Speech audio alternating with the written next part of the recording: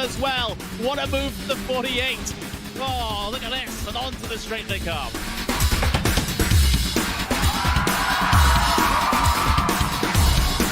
Brilliant move there from the number 40 to make it through. That left-hander sliding up the inside, going up now over Hawthorne Hill, down Pilgrim's Drop, and it's brilliant stuff here at Brands Hatch.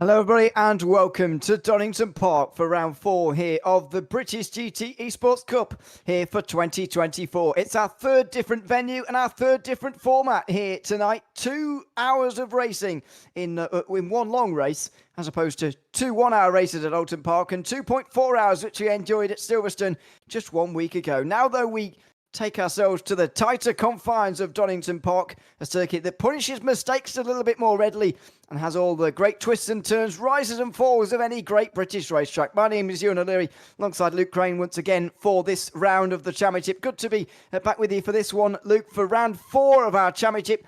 A long 2-hour race at Donington Park, a circuit which I must say is up there as one of my favourites. A fantastic circuit for driving, but racing on, I'm hoping, tonight as well.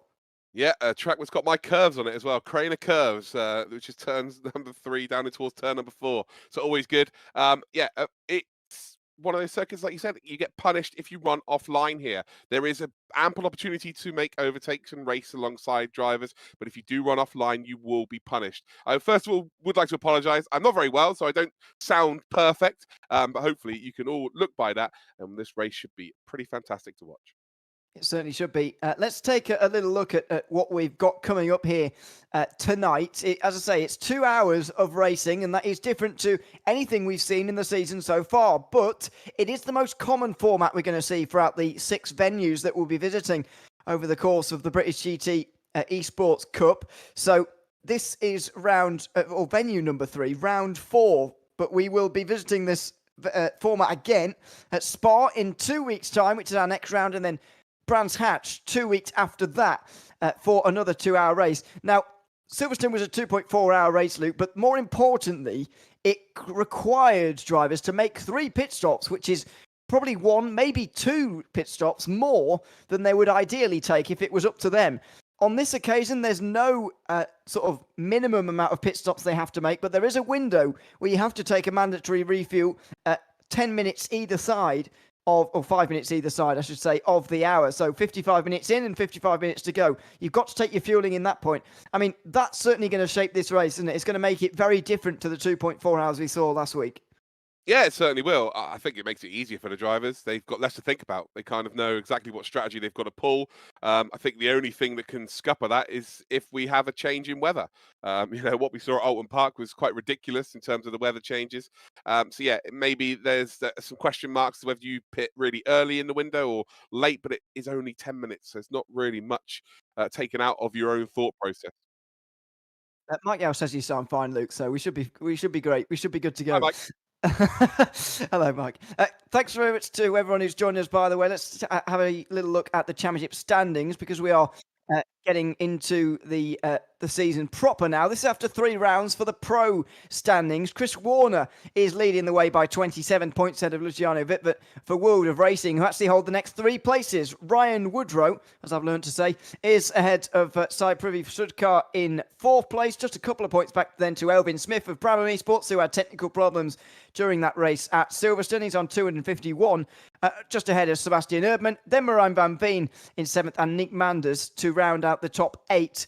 Next up, Stephen Bain and Yevhen Seiko to round out the top 10. Daniel Tomlinson just 18 points further behind, with Sam Grant, the final driver to have scored more than 100 points. Ryan Davies is 13th ahead of Bobby Trundley, who is racing home tonight to get ready for this round at Donington Park. Dennis Cometto is 15th ahead of Lou Mack in 16th. And then the final of those who've scored points so far. Thomas Holland, the last of them. Martin Claassen, Jason Edwards, Jo Sopanen, Dan Morris, Brandon Harris and Pastoral Patrick have yet to score any points in the pro standings. These are the AM standings, and it's another 27-point gap between Christoph Marszkowski and Martin Claassen this time. Wilf Paduano is in third, just under 300 points, with Ren de Lang and Cody Cosford actually tied for fourth place. Max Farrell, James Draper and Kieran Prendergast round at the top 8. Prendergast, of course, unfortunately disconnecting from 2 out of the 3 rounds so far.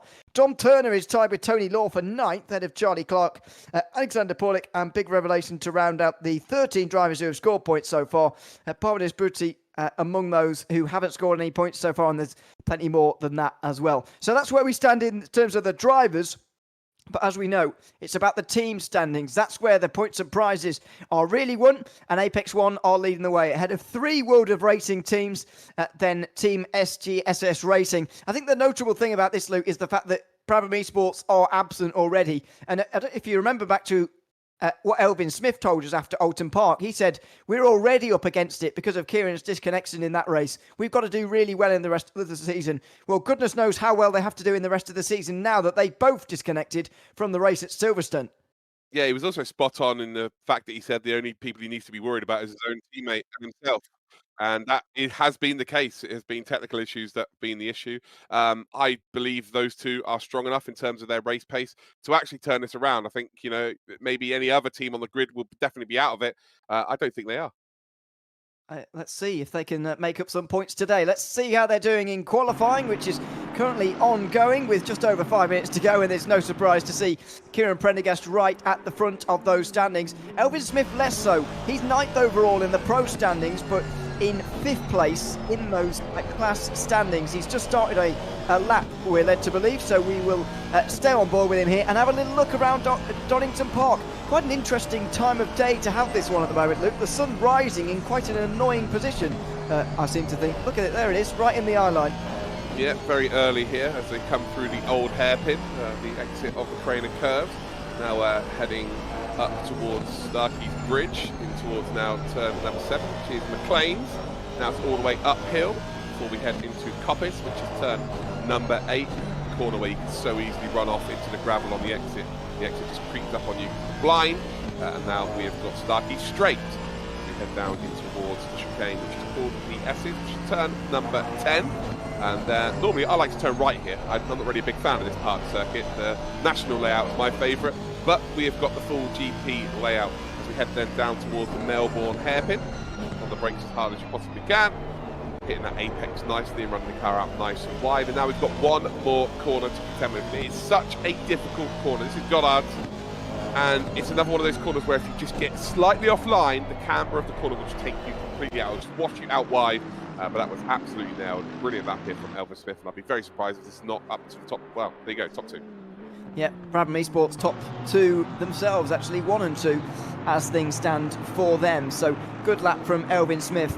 And by the way, it's 4 minutes to go in qualifying. I agree with what you're saying about the national layout, by the way. It does make this circuit flow a little bit nicer. The Melbourne hairpin and Goddard's do just take the speed out of this circuit a little bit, and the sort of momentum that you build up throughout the rest of the lap, just to sort of take it away a little bit. But I understand the need for a Grand Prix layout in these GT cars. After all, there's nearly 30 of these GT3 machines on the grid here tonight. I get the feeling it would be a very busy racetrack if we were just using the national layout, and nevertheless it's going to be a busy track. We saw at Oulton Park a lot of traffic getting involved, and it was very imperative really to stay out of trouble in the traffic throughout those races at Oulton Park. It sort of made or break the race on that day. And I guess it's going to be pretty similar here today with the shortness of this circuit and the difficulty in overtaking. Even when it comes to lap traffic, it's not going to be easy. Yeah, that's going to be an issue, that's for sure. The fact that we saw at Oulton Park and the races were only out at an hour long, that you expect to see twice the lapping here at Donington. It really is as simple as that, and there's not really a lot of room to manoeuvre. Sprinkle in the chance of any potential weather, which really would accelerate the chances of there being lapping early in this race, and that when the packs are nice and tight at the front, that can make things really, really spicy indeed. So yeah, it's one of those races where we should expect absolutely anything and everything.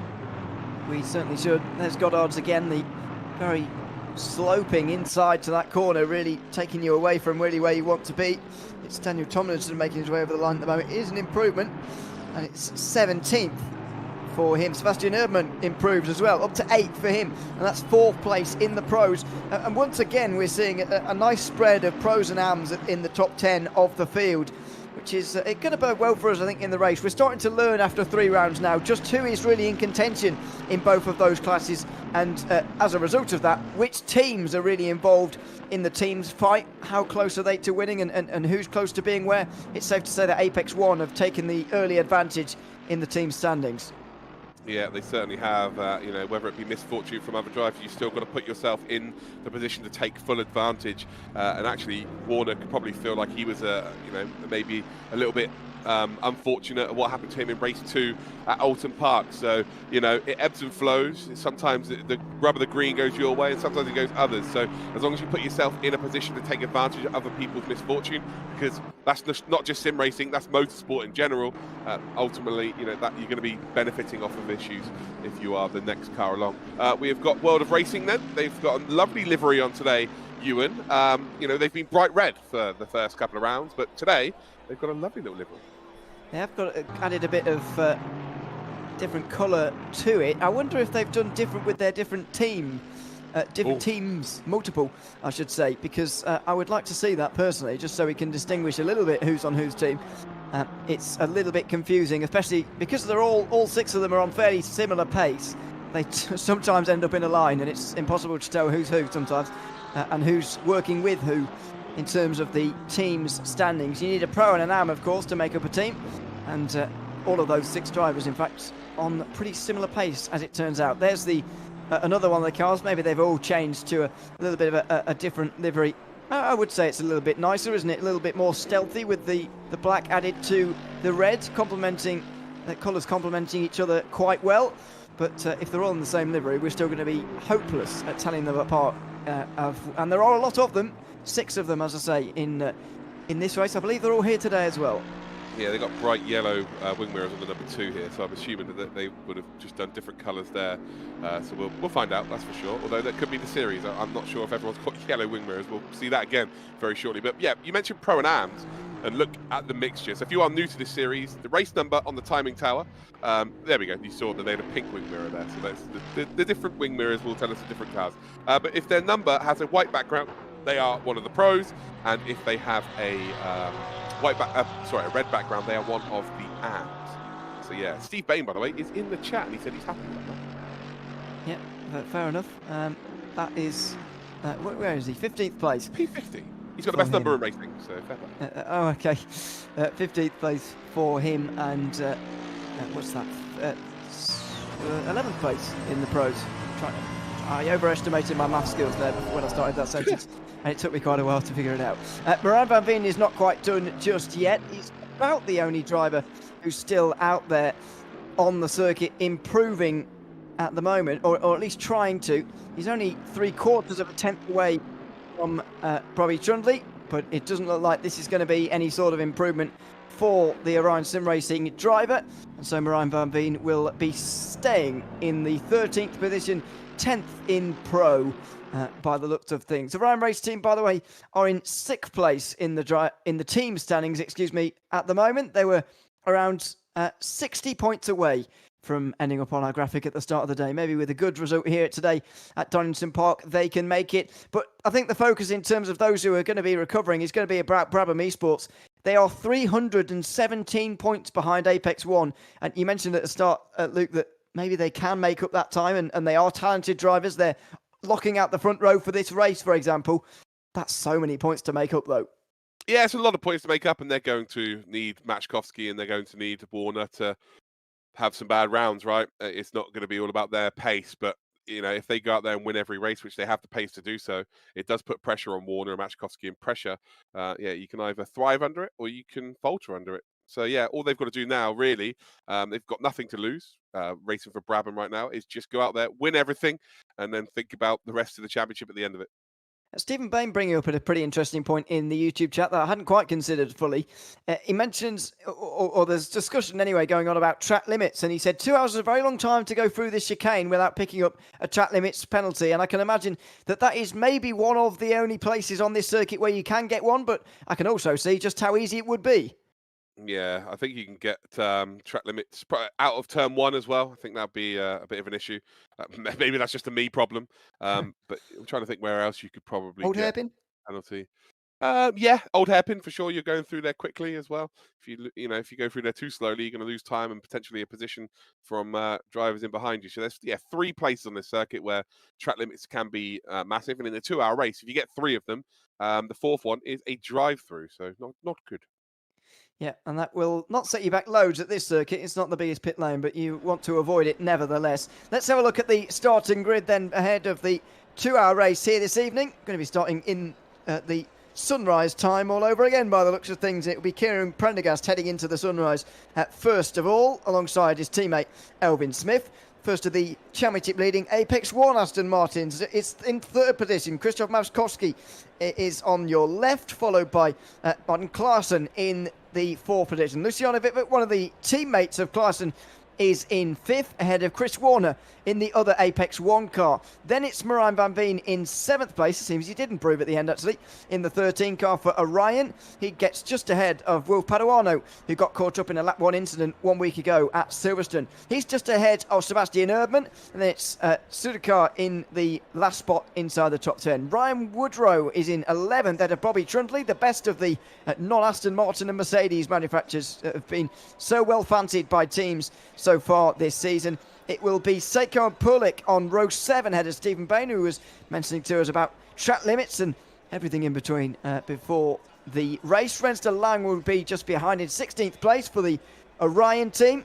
Then it will be Tomlinson in 17th, head of Revelation in the red and black, as you can see on the right. Thomas Holland, the last of the pro drivers in the standings, is 19th ahead of Tony Law in 20th. It'll be Nick Manders, who's in 21st in the Aston Martin, alongside fellow manufacturer Max Farrell. It will be James Draper in 23rd, ahead of Ryan Davies, the 92 car. Dennis Kometto will be 25th, ahead of Charlie Clark.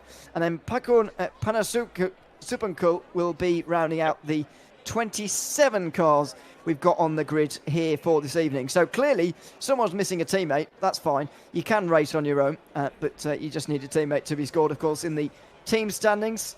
But clearly someone missing out on that here today. As I mentioned, we've really discovered who's going to be at the front of this championship by the end of the season. And we've discovered who's going to be up there even in this race, even as individuals. And I think it's fair to say that Brabham Esports are going to take some denying here today if they're going to not win this race. But we've seen last week being a prime example that it is possible to beat them, even if issues might be required to finish ahead.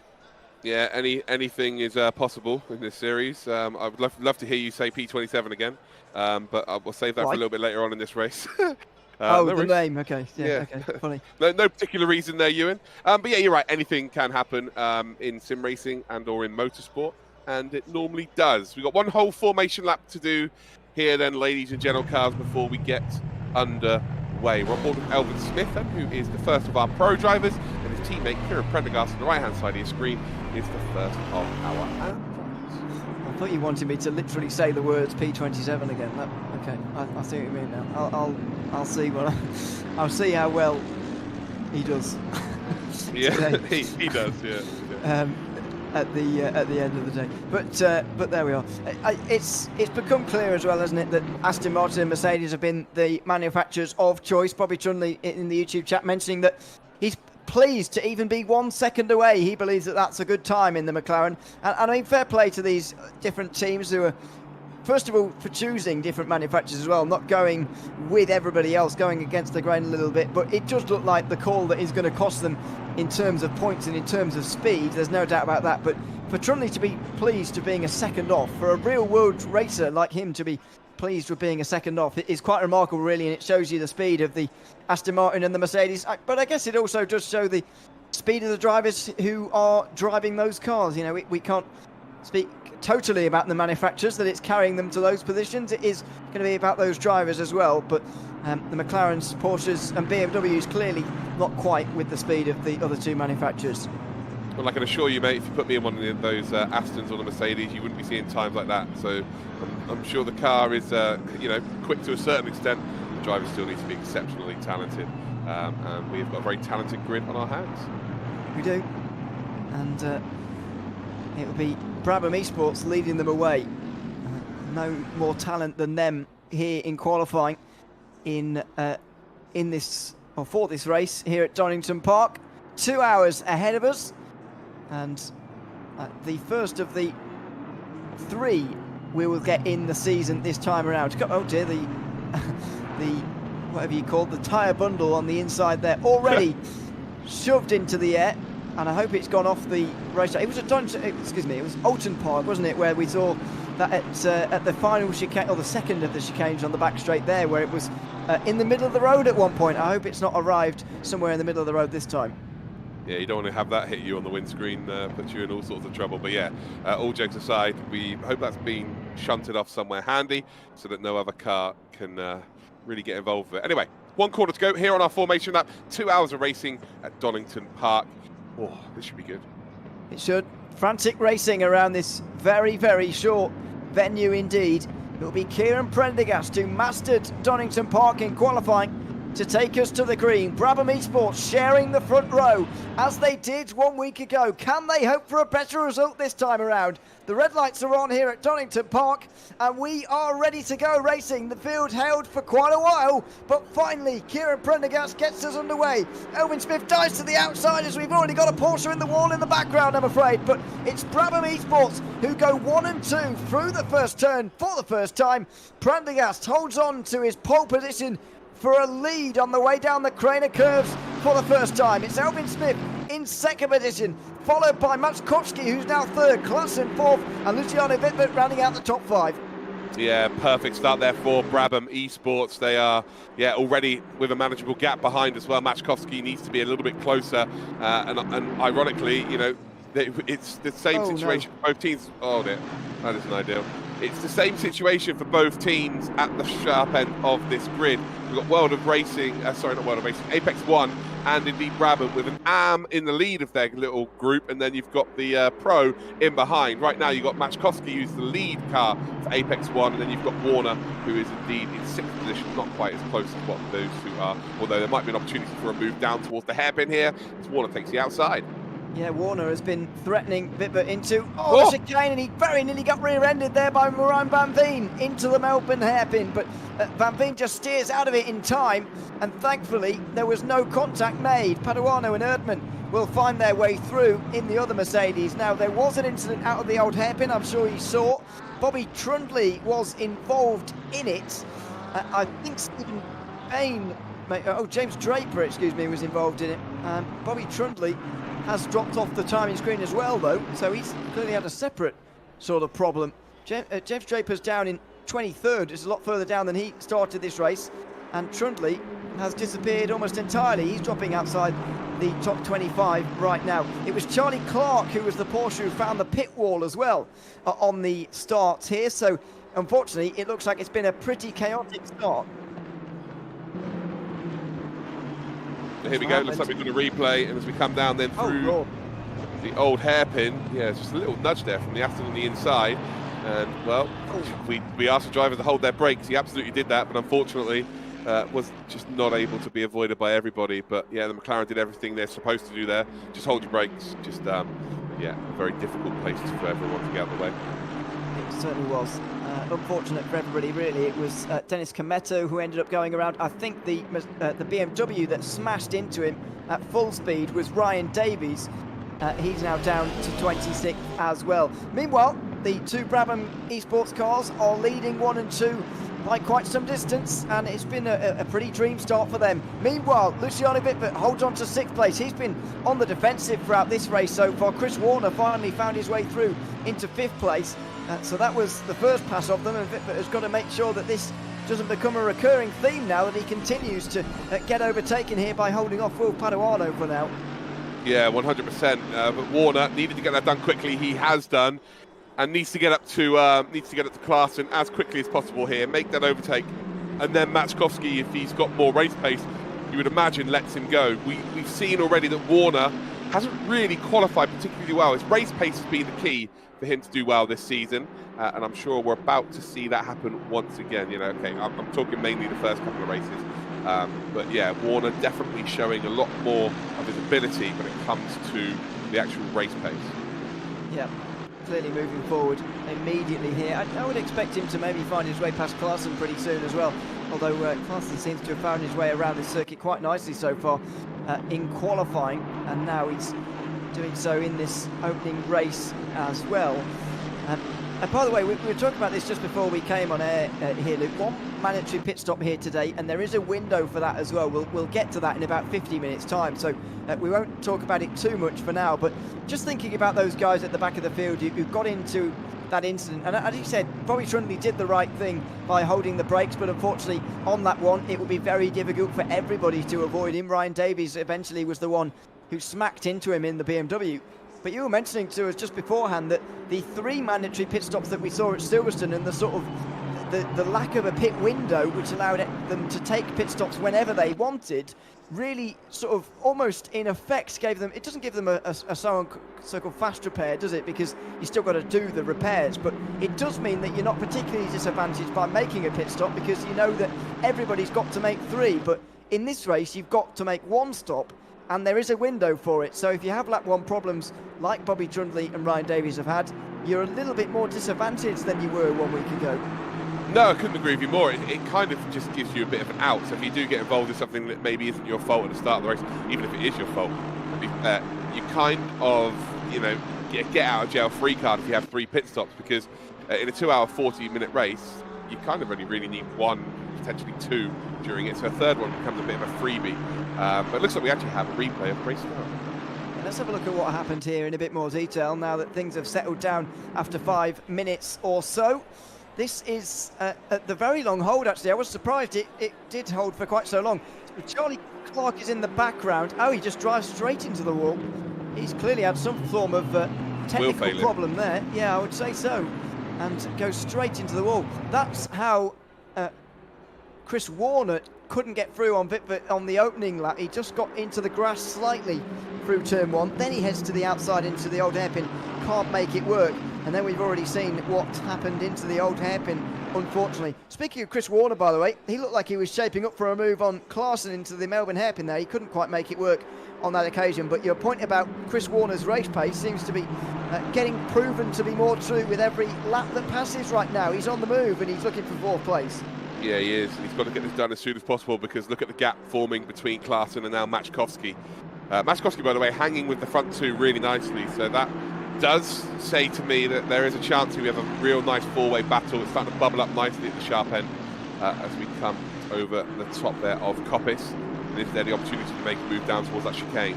You've got to be patient here at Donington, so you can make a move down towards the chicane here, into the S chicane, but you will lose a lot of time on the exit if you do try and do so. So really what you want to do is brake a little bit earlier, get a nice run down in towards this hairpin here, and then make your move, but he wasn't quite close enough there. So again, another opportunity is to get on the brakes a little bit earlier, once again, get a punchy exit, and then send this car offline by sending one up the inside. If you can get up the inside of the final corner, the car on the outside cannot defend because of the camber of the circuit. It will just completely wash them out wide. But right now, Klaassen's doing a really nice job of holding on. Yeah, it is counterintuitive somewhat. You would think that hanging around the outside through the final corner would give you the inside for turn 1, then the Craner curves, then the old hairpin, and it would all work out okay, but the camber just means that it's very difficult to do that. So good luck to anyone trying to hang around the outside through there. It felt like Chris Warner was almost too close on the way into the chicane and not close enough on the way out on that occasion. He needs to do that the other way round if he wants to find his way through. And there is a sense of urgency here as well. I know there's no actual points on the line for this particular position, but if he wants to challenge Elvin Smith for the pro race win here, he can't afford to let that group of 3 in the lead get away any further. No, 100%. That's what I mean. There needs to be some sort of urgency here. he doesn't need to win the race, right? We've already clarified that a good few results in the remainder of the season, he's going to win this championship. But you want to be doing it in dominant fashion, right? You want to be making sure that the team, who are chasing you, know that you aren't going to give up. There isn't going to be any freebies, knowing that unless there are technical issues for my team, they are always going to be in their rearview mirror or ahead of them. So yeah, a big opportunity here to really send that message. Matchkowski's doing a really good job again as the AM driver to keep with Elvin Smith. But again, it's an AM driver leading this race, and the split between the pros and AMs is really quite interesting. Warner, did he get a good exit here? Because there's always an opportunity to make a move through turn number 1, because there's so many lines through there to be quick. So as it stands, no, not quite close enough. So right now, this will be very frustrating for him. Probably is. And he's got the impending threat of Vipper as well. If this goes on for too much longer, there could be a real problem and a bit of a world of racing sandwich situation with Chris Warner here, becoming a real meat in the sandwich between these two Mercedes. A couple of yellow flags being waved in the last couple of moments, by the way. Nobody particularly I can see back to pit lane and having lengthy repairs, thankfully, so maybe and hopefully just some innocuous spins out there on the circuit. But we're very much settling in here, 10 minutes into this race. Pretty close at the front of the field. Looks to us as if Bobby Trundley has maybe been involved in some more problems. He's already well outside the top 25 in this race and well off the bottom of your timing screen, unfortunately, as the two Brabham cars begin to fight. It's AM versus Pro, and this is very unhelpful for the Brabham Esports team. Well, yeah, the only reason you do this is to give up the position.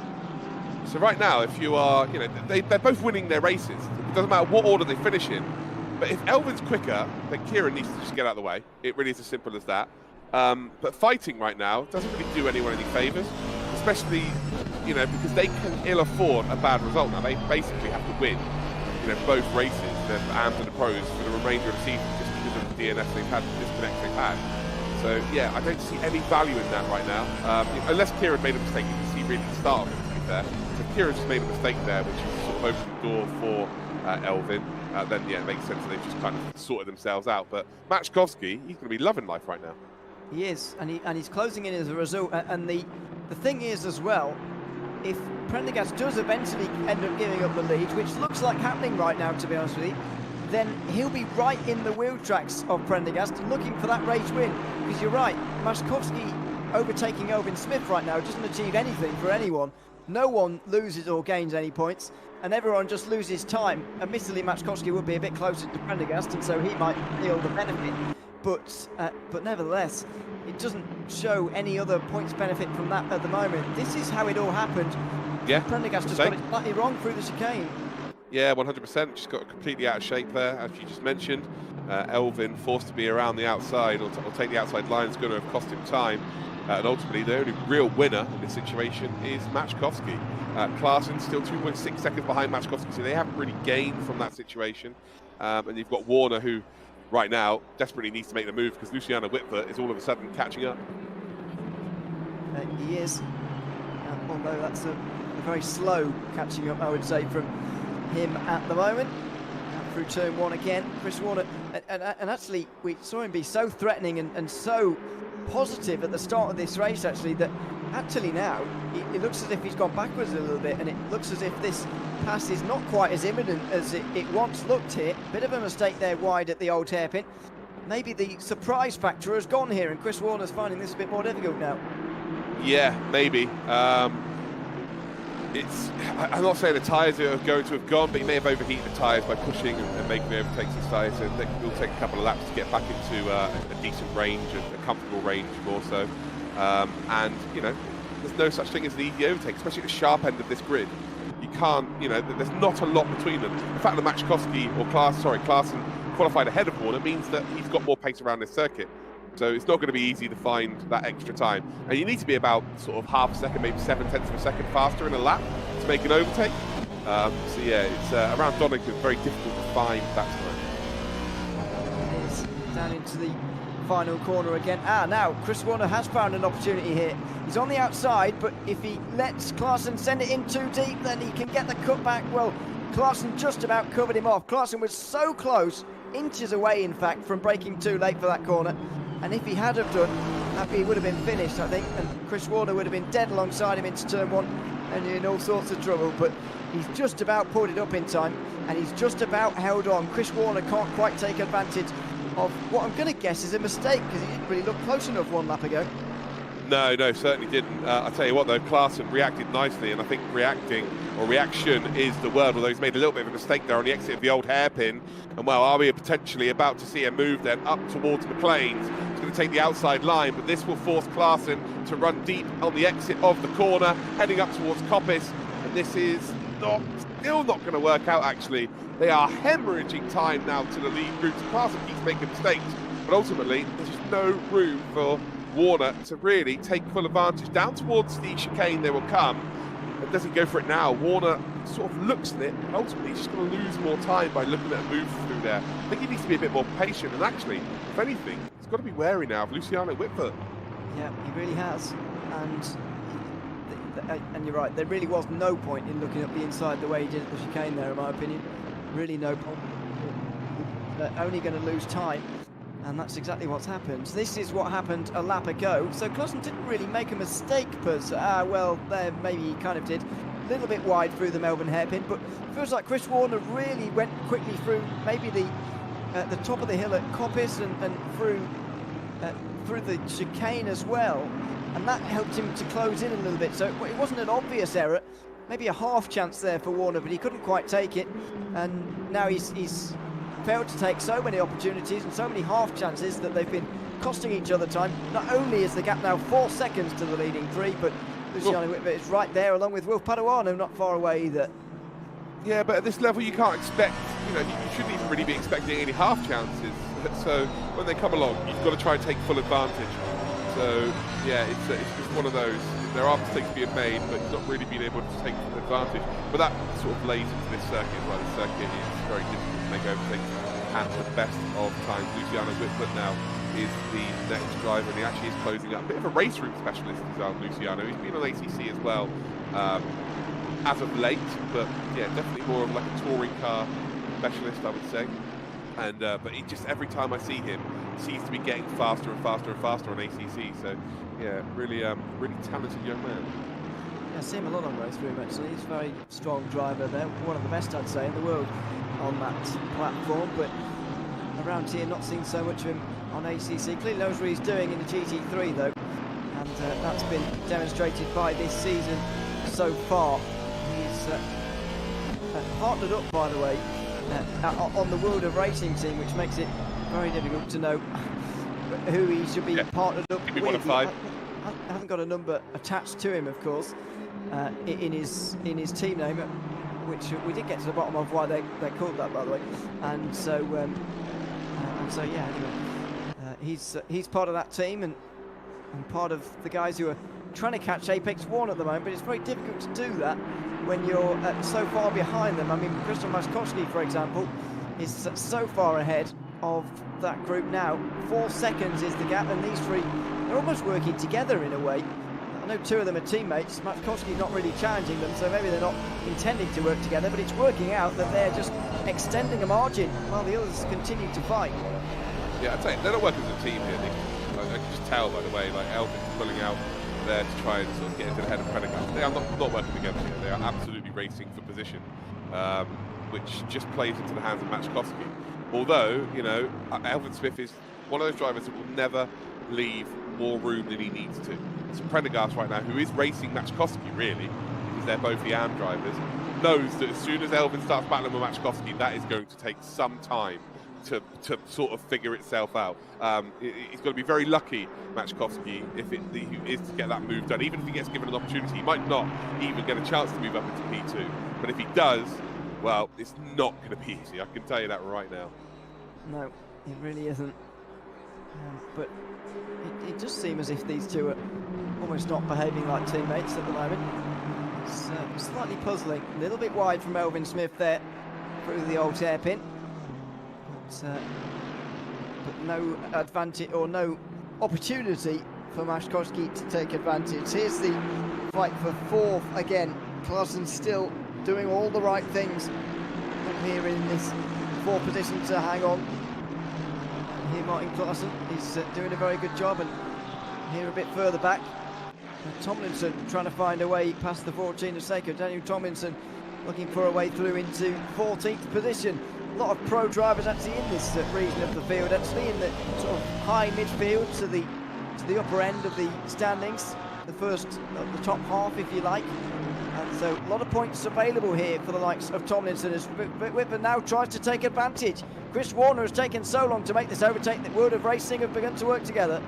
Yeah, really clever there from Klaassen, actually, because Klaassen kind of boxes him in, and ultimately the job is done there as Luciano Whitford. Well, there's no love lost between those two. Just pulls completely over the track and goes, yeah, that's my spot. You're not having it back. And Warner is going to rue not making the move when he could on Klaassen. Now he's got to do all the hard work again, not only on one car, but two, if he's now trying to chase down that top three. Yeah, that was aggressive from Whitford, but Chris Warner not only being set back by a position, but actually he's lost 9 points or so in that exchange as well. It's an interesting move, certainly. Let's have a look at what happened. Ryan Davies there is, I think, the BMW on as the lap car. I wouldn't say totally getting in the way there, but certainly halted the front two and allowed Whitford to have a go. Yeah, he certainly was enough of a menace there to make all three of these drivers kind of question what line they could take through that chicane. So he needed to, if he was going to let them go, he needed to brake a lot earlier, which would have been dangerous, or he just really should have just driven through the chicane, just driven normally, and they probably wouldn't have caught him until the start finish straight. So yeah, very strange there, very strange. And if that's what it's like, that's basically the first traffic we've seen, as far as I can remember, in the first 20 minutes. You know, goodness knows what it's going to be like in an hour's time, in an hour and a half's time. There'll be a lot more traffic, a lot more to deal with. People will be a bit more tired, and goodness knows what it'll be like then around what is a really short circuit, realistically. Yeah, they will be a lot more tired. You're not wrong. So I think I'm going to be a lot more tired as well. But really, the story is Warner, isn't it? Warner had a chance to move up into a top four, ultimately didn't take that opportunity. As much as the BMW was involved in him losing that position, Luciano Whitford, he was in that position because of himself. He's in P5 because of himself, not being able to make the move on Klaassen. So Klaassen did it, you know, as much as I'm going to say Warner didn't make that opportunity, Klaassen defended really, really well. They lost a lot of time in the process, but yeah, Klaassen showcasing a real good skill set of defensive ability. And I'm actually a little bit surprised that he's now pulling away from Whitford. Maybe the two bit further behind are starting to fight amongst themselves as well. But in an ideal world for World of Racing, they might just exchange those two places there because they're not in the same class. Might allow the 12 car to go up the road and try and catch these guys if you can. Kieran Prendergast in the grass slightly on the exit of the chicane there. Elvin Smith closes right back in, but still no move. And you get the feeling that there is sort of going to be no move here. I mean, it's difficult to tell with these two. They do seem like they're fighting one another and being a little bit more aggressive with one another than you'd expect from teammates, definitely. But also, Maszkowski is not teammates with them. He doesn't look particularly threatening with them right now. I mean, it's perfectly plausible they could be waiting for, at the very least, the pit stop phase to be completed. Yeah, I'm by no means trying to throw shade on the series here at all, but we've seen, you know, form in terms of back markers causing issues for the front runners. We've seen it, right? So right now for Maszkowski, do I need to make a move right now? Probably not. Is it better off just protecting your P3 and, you know, hoping that maybe a little bit later on in this race something out of your hands maybe causes an incident? That is a distinct possibility. But maybe just worth keeping yourself in with a chance opposed to trying to force something now and losing it. Still probably joking around there that he's hoping they'll disconnect. That's quite cruel. But we hope you made that sound like Steve was hoping, by the way. Yeah. He means Christoph. He means Christoph for sure. But you and you made it sound like Steve went, I hope they both disconnect. Well, yeah, that's... Yes. Well, anyway, I've said it now, so it's fine. But there we go. I mean, it's to factor in, I suppose, isn't it? Hopefully we see less of those problems. If you don't know what we're talking about, of course, the Silverstone race 1 week ago, we saw them both disconnect, unfortunately, which was a real shame to see, considering they were in the lead of their respective classes at the time. It was a disconnection at different times, of course, but it had the same result, and it means that Brabham Esports are an absolutely whopping 317 points behind the championship lead at this stage, and this is where the points for the championship, team's championship I should say, are where it really matters in this series. That's where the prizes are won. So we'll be focusing in a little bit more on that after the 1 week off. Actually, we've got next week from this series, and then 3 weeks back to back to end off the season. Two-hour races like this one at Spa and Brands Hatch, and a double header of 1 hour races to come as well before the end of the season. I do have one question, because I don't fully understand the compassion points. So, like, do they get awarded after the season's finished? Have they already been awarded? And is it based on the rounds prior to you maybe having some issues? You know, do the disconnect count as an issue for compassionate points as well? Those questions that I would like to find out. If have they already been awarded? I don't know. So I'll give you the wording on it, and you can make your own mind up as to how you interpret this. But as far as your first point goes, it says the compassion points calculations will be made at the end of the championship. So that's right. That's pretty open and shut. So if they were to go to win every race, if Elvin Smith and Kieran Prendergast were to win every race outside of their disciplines, then surely that actually puts them in with a really good shout of winning still, regardless of the point system, but the points difference now. True. That is a good point. I'm realising now you've said that this championship finale we're going to have is going to take a lot more maths than I anticipated actually in about 4 weeks' time.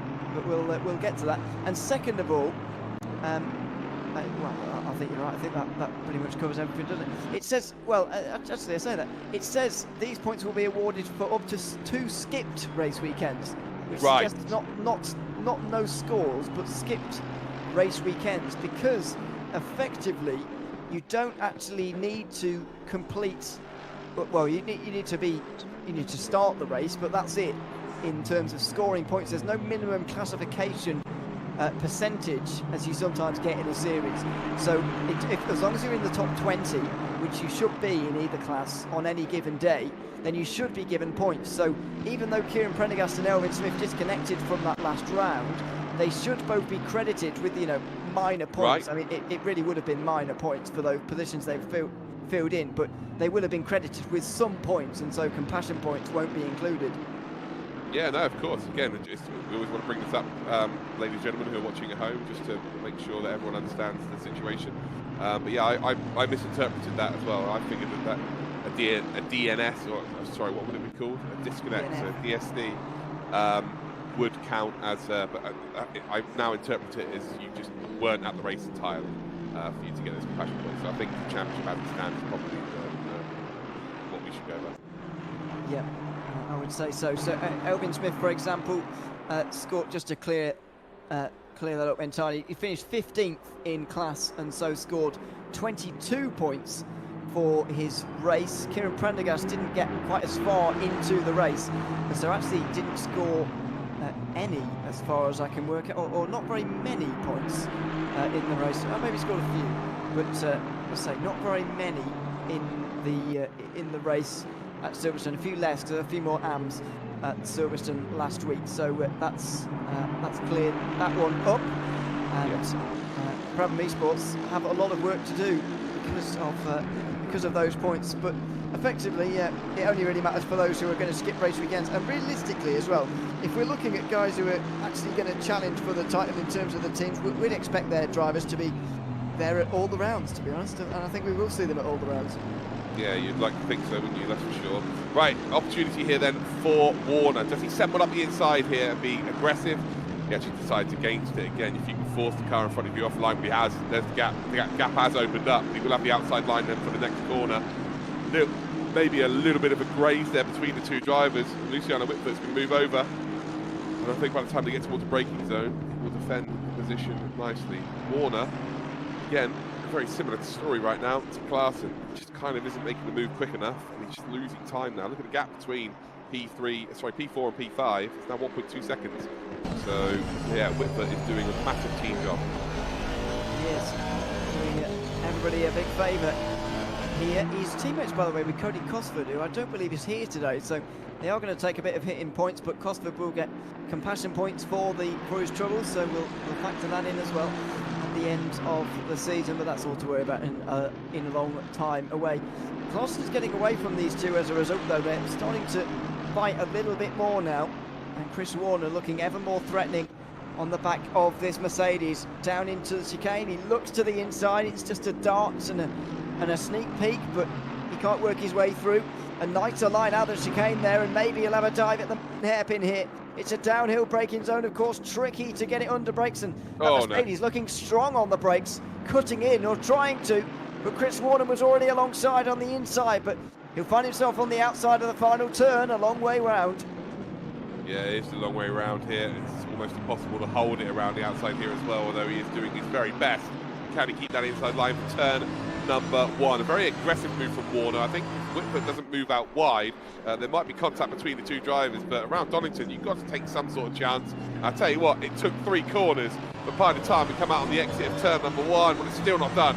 It is absolutely not done. Luciano Whitford just trying to hang on in there. The Aston Martin just about takes the position. Oh, it took 5 corners in the end. Finally, Warner gets back up into P5. So another move he's had to make twice. He was working on that for quite a while. Looking on the way out of Coppice, way down towards the chicane, and seal the deal at turn 1 eventually on that time round. And as you say, had to do it twice really. So now he's going to have to try and catch and pass Klassen here. But the hopes of him catching and passing Elvin Smith surely are diminishing very quickly. I know there's 90 minutes remaining in this race, but he's already more than 10 seconds behind. Going to take quite some catching all over again. 20 laps complete, by the way, with half an hour gone here. I believe that there's going to be another 60 remaining in this one. This is how Warner did it. And now he can set his sights forward now after finally executing this pass. Yeah, you can see there just forces Whitford. To be fair, I just think Whitford was caught looking in his rearview mirror there a little bit too much, and Warner's taken full advantage. Great driving from him, forces the mistake. But this is the key part of the move, because again, the camber of this corner sends you so far out wide as the outside car. But if you can keep yourself a little bit overlapped, you will reap the rewards. We come across the start-finish line down towards turn number 1. Turn number 1 is such a long-winded corner that any kind of overlap on the inside, you're more than likely going to hold on to that position as we come through turn number 1. You think it's done. You think it's absolutely done and dusted, but look at that pesky Mercedes. But look how long-winded it is. Just about long enough for that Aston Martin to hold on down to the 40-odd hairpin. There you go. Well, job is done. Brilliant racing from both of them as well. Sometimes you've got to champion 2 cars. Both of them look brilliant. Despite the rather considerable length of the Aston Martin, they managed to just get clear on the way in towards the corner curves as well. And so Chris Warner is up to 5th place definitively now.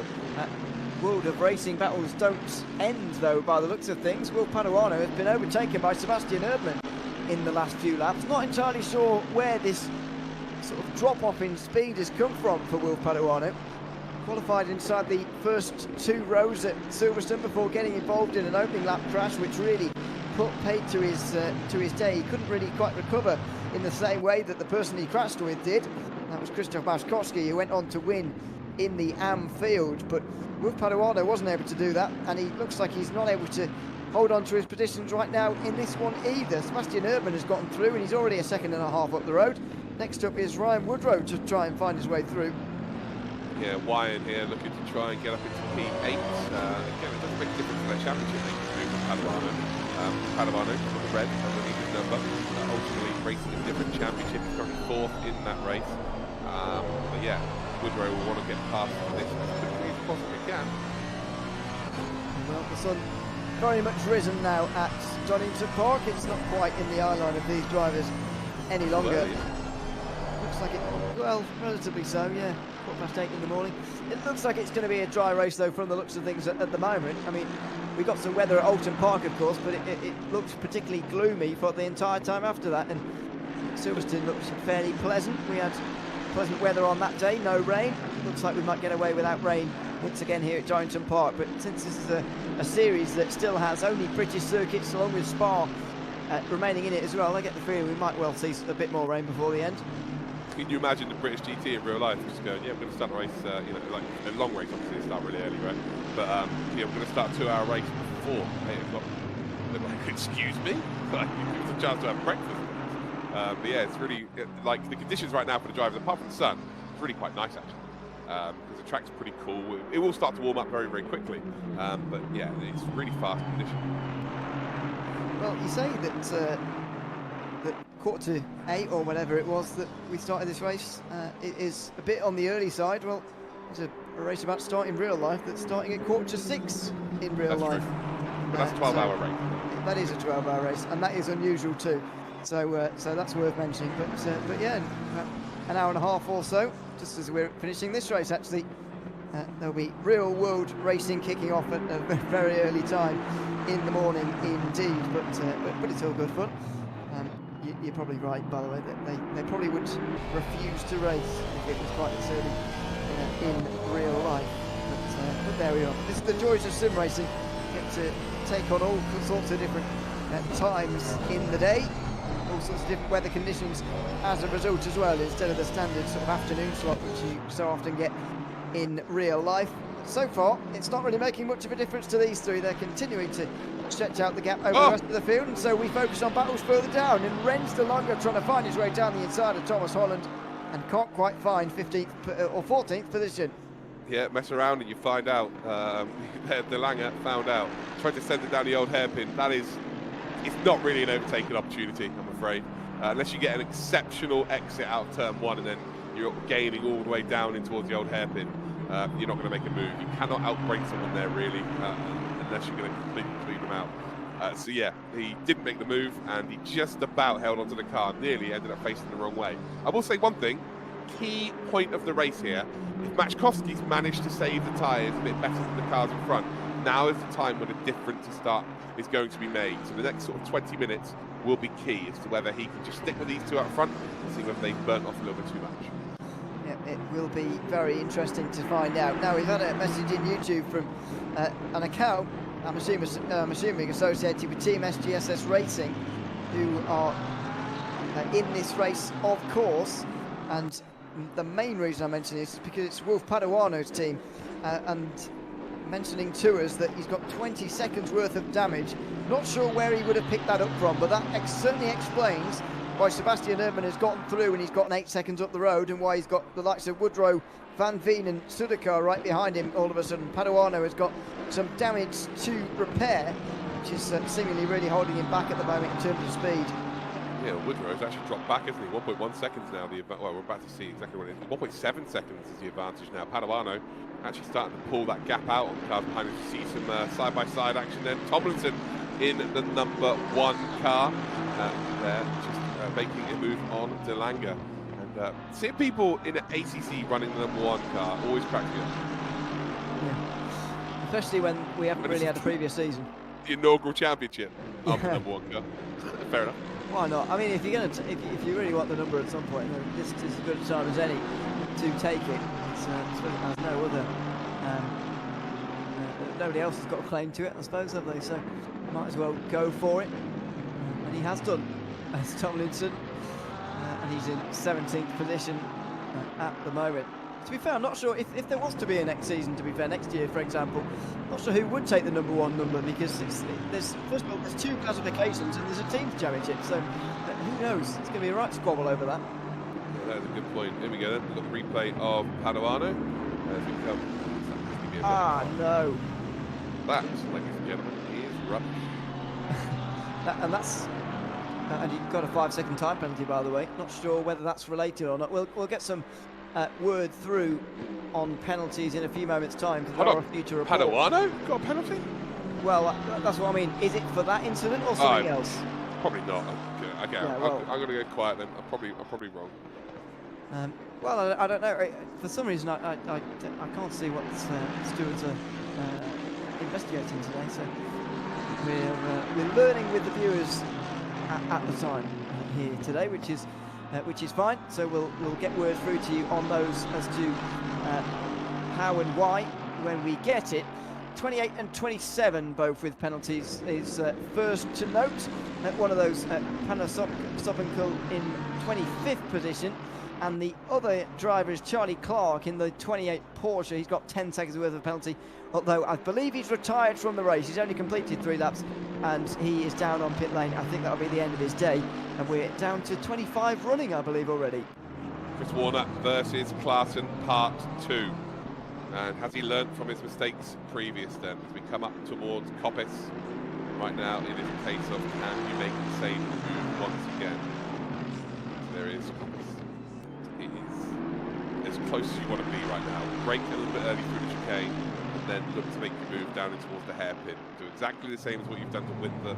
You know, Whitver would for sure have told Klaassen to be wary of the hairpin. So through the chicane, you see there the Klaassen maybe just braking a little bit more than he would do. And making sure that Warner's not able to get any kind of run there, which is clever, but you can only do that a couple of times before that gets red. I think Warner, Klaassen, using a little bit of experience there to get away with that. 10-second time penalty to Seiko for causing a collision, as Ryan Woodrow has it as well, but that's 5 seconds for him. And you can rest easy here, Luke, because the 5-second penalty was for forcing someone else off the track and not for that incident with Ryan Davies. So I don't know if we saw the one with Padawan or the actual incident itself at the time. I don't remember him forcing anyone off the track, but that probably means we just didn't see it. Yeah, compared to week 1, all of the stewards had their feet up, cocktails, cigars in hand, all having a great time, and then all of a sudden, nope, you've got work to do. All the penalties coming in now. It's just like week 1 again. Brilliant. You say that, but someone in YouTube mentioned, from the stewards, mentioning that there's plenty of stuff going on in the midfield to have a look at. Here goes Chris Warner down the inside, and he's being more aggressive this time. A little bit more assertive. No, contact, and great save from Klaassen. How he held on to that, I'll never know. And Vidmer couldn't quite take advantage because of the back marker just in the way, trying to stay out of the way actually on that occasion. And in the end, it meant that Whitmer couldn't find his way through again here. Chris Warner will be on the defensive again into the chicane, but doesn't have to do a whole lot. And again, he can't find his way through on Klaassen, who's pretty lucky to still be pointed the right way. Yeah, that was very fortunate indeed. And again, I'd need to see that from the perspective of Warner. I'm not sure he's done a lot wrong there. I think that Klaassen's maybe moved over. Well, I'm exactly about to see this here. So there is the BMW just up ahead. Yeah, I think Klaassen's just moved over. I don't think Warner's done anything wrong there. And actually, quite fortunate. It's really quite fortunate there that Whitver didn't just go straight through the Aston Martin ahead. I think that's a racing incident. I think also Warner backed out to let Klaassen keep the position. I just don't think there's much more those drivers could have done to really avoid that situation. Actually, we're going to have a nice look here. So, yeah, an opportunistic move there.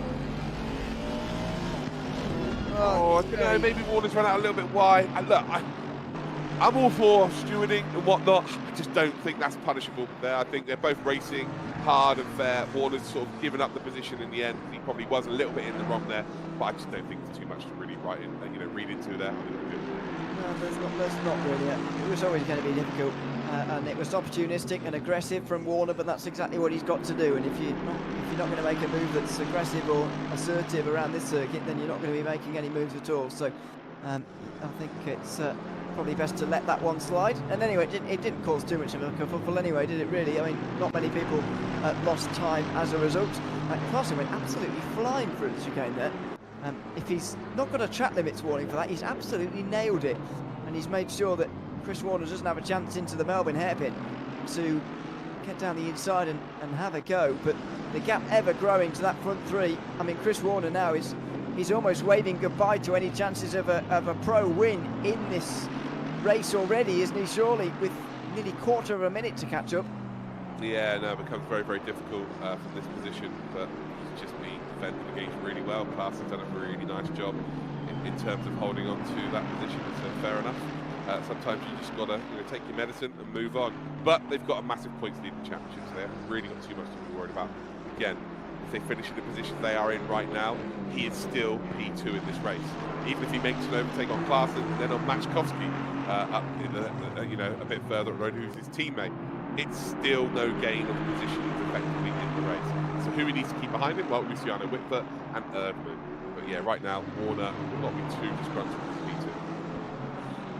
And as things stand as well, they would bring the gap down with British Esports to 299 points between themselves and Apex 1, it's still a very, very big margin. And if you think about it as well, they're not really going to be gaining by quite enough if you sort of average things out. There's just over 300 points between Brabham Esports and Apex 1, and 5 races to go, including the one that we're on at the moment. So they probably need to gain 60 points a round. This round at the moment, they're only gaining 18. That's sort of all you need to know, really, about the lack of gain that they're making. And even if Warner were to lose another place, it's still only 27 points gained. And that sort of shows you just what a difficult task this is going to be now for Brabham Esports to close in. I did think that Elvin Smith's reaction after Alton Park was a bit of an over-the-top sort of reaction, saying that, well, we're going to need to win every race now, aren't we? I don't think that was quite true at the time, but now that they've both DNF from Silverstone as well, they pretty much do need to win all the races from here. All 5 races remaining in this championship. No, I think you misheard it, by the way, Ewan. I've been thinking about this all day. He didn't say he thinks he needs to win every race. He says he thinks they both will win every race. Did he? Yes. So he says the only person he needs to be worried about is his teammate. That's quite, yeah, quite a show of confidence. Yeah, it was a very big show of confidence. So yeah, it wasn't a case of he thinks they need to. It was a case of he thinks they will.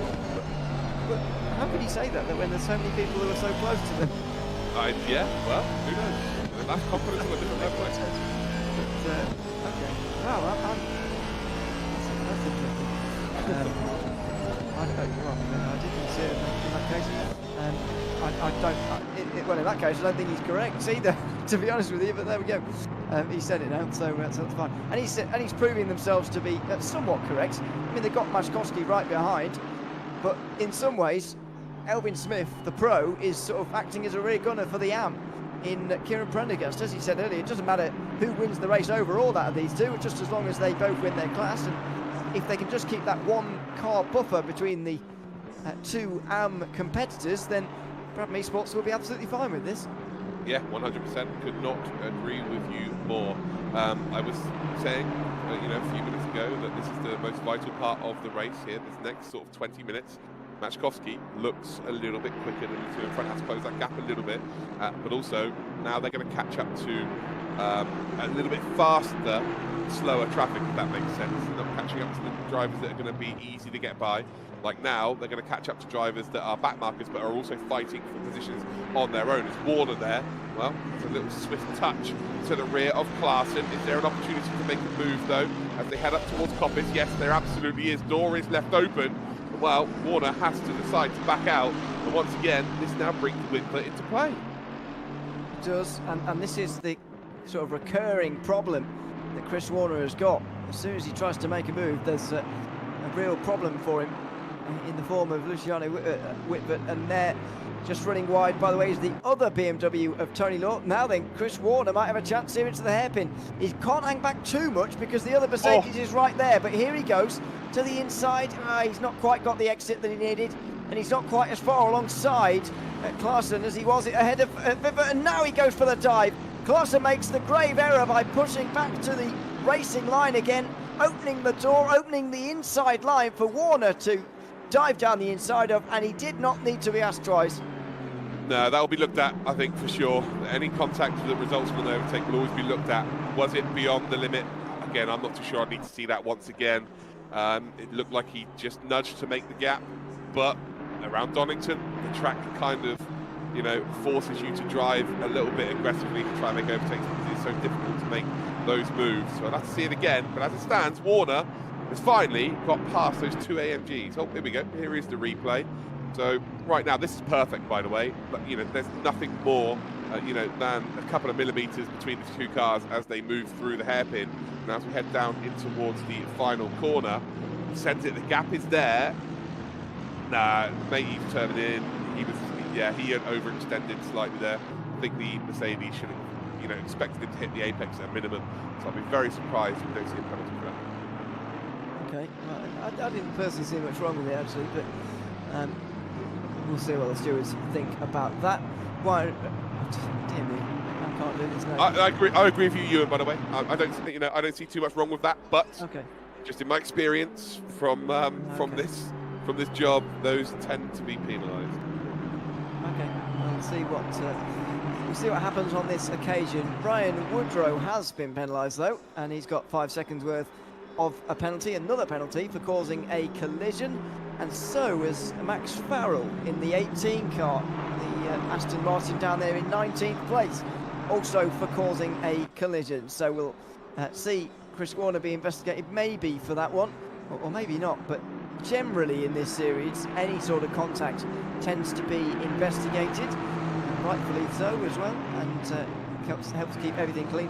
And what is helpful as well is the fact that we've got this pit stop approaching very quickly, so we're going to get sort of a corrected order very soon as to where everybody actually is once this is all shaken out and once they've actually done their pit stops, because those who do have a time penalty will have to serve it in this window, which is coming up in just over 5 minutes time. Yeah, certainly will. So yeah, anybody who's got a penalty will be added to their pit stop time. So ultimately they'll just be held for a little bit longer, and then they'll be coming out exactly when. So for instance, drivers like Van Veen is going to gain 2 positions. Who else is going to gain some spots here? Sudakar, as it stands, would gain 1. If you go a bit further back, then Revelation, we've got Tomlinson, Holland, De Lange, they're all going to gain 1 position with Psycho dropping down. Yeah. Lots of changes I see as a result of those particular penalties. Here's Brian Van Veen, who doesn't really need to make this pass on the road if he doesn't want to, but you can imagine that he might well do if he gets the chance. Down into the final corner, looking for this 5th position in the pro standings. Woodrow, the driver, just up in front as they make their way down in towards turn number 1. The Orion Simracing driver to find his way through, and now traffic for the leaders. Big amount of traffic for the leaders as well, massively in the way. I think it could be Max Farrell, who's just up ahead of them right now in 19th position. Finally pulls out the way to the right hand side, but doesn't especially get out the way, and only for Prendergast. Now Smith goes through. Oh, Maszkowski! Contact. Oh, no. Krzysztof Maszkowski loses so much time as a result of contact there with one of the back markers. That's just unforgivable, to be completely honest. Maszkowski right now has lost the slipstream with those front 2, so it's so difficult for him to push now and try and win this race. And I don't want to say it's intentional, but that looked pretty bad. Well, yeah, I don't think it was intentional, but certainly not getting out the way maybe as quickly as you would like to see. This is another view of it from Krzysztof Maszkowski's point of view, so he does let the leader through quite nicely and then gives space to Elvin Smith as well, but the corner is approaching at some point, and eventually it is... Yeah, turning, I guess. Yeah, it's Maszkowski who gets it up. I mean, it somewhat depends on how you view blue flags, in my opinion. If you view it in a very F1 way, then that is absolutely, you know, a death sentence, sort of a death penalty worthy sort of move, if you see what I mean. But you know, if you take on the sort of endurance racing side of blue flags, where that's the complete opposite way of dealing with it.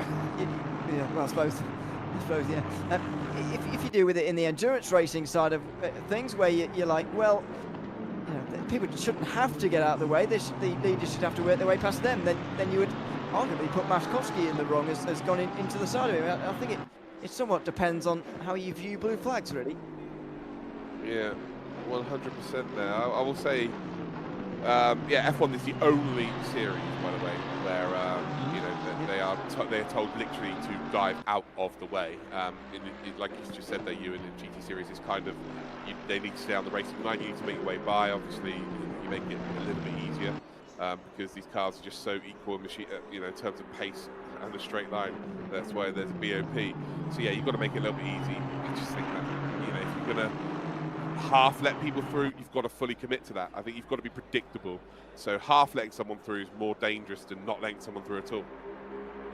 Yeah, I think so.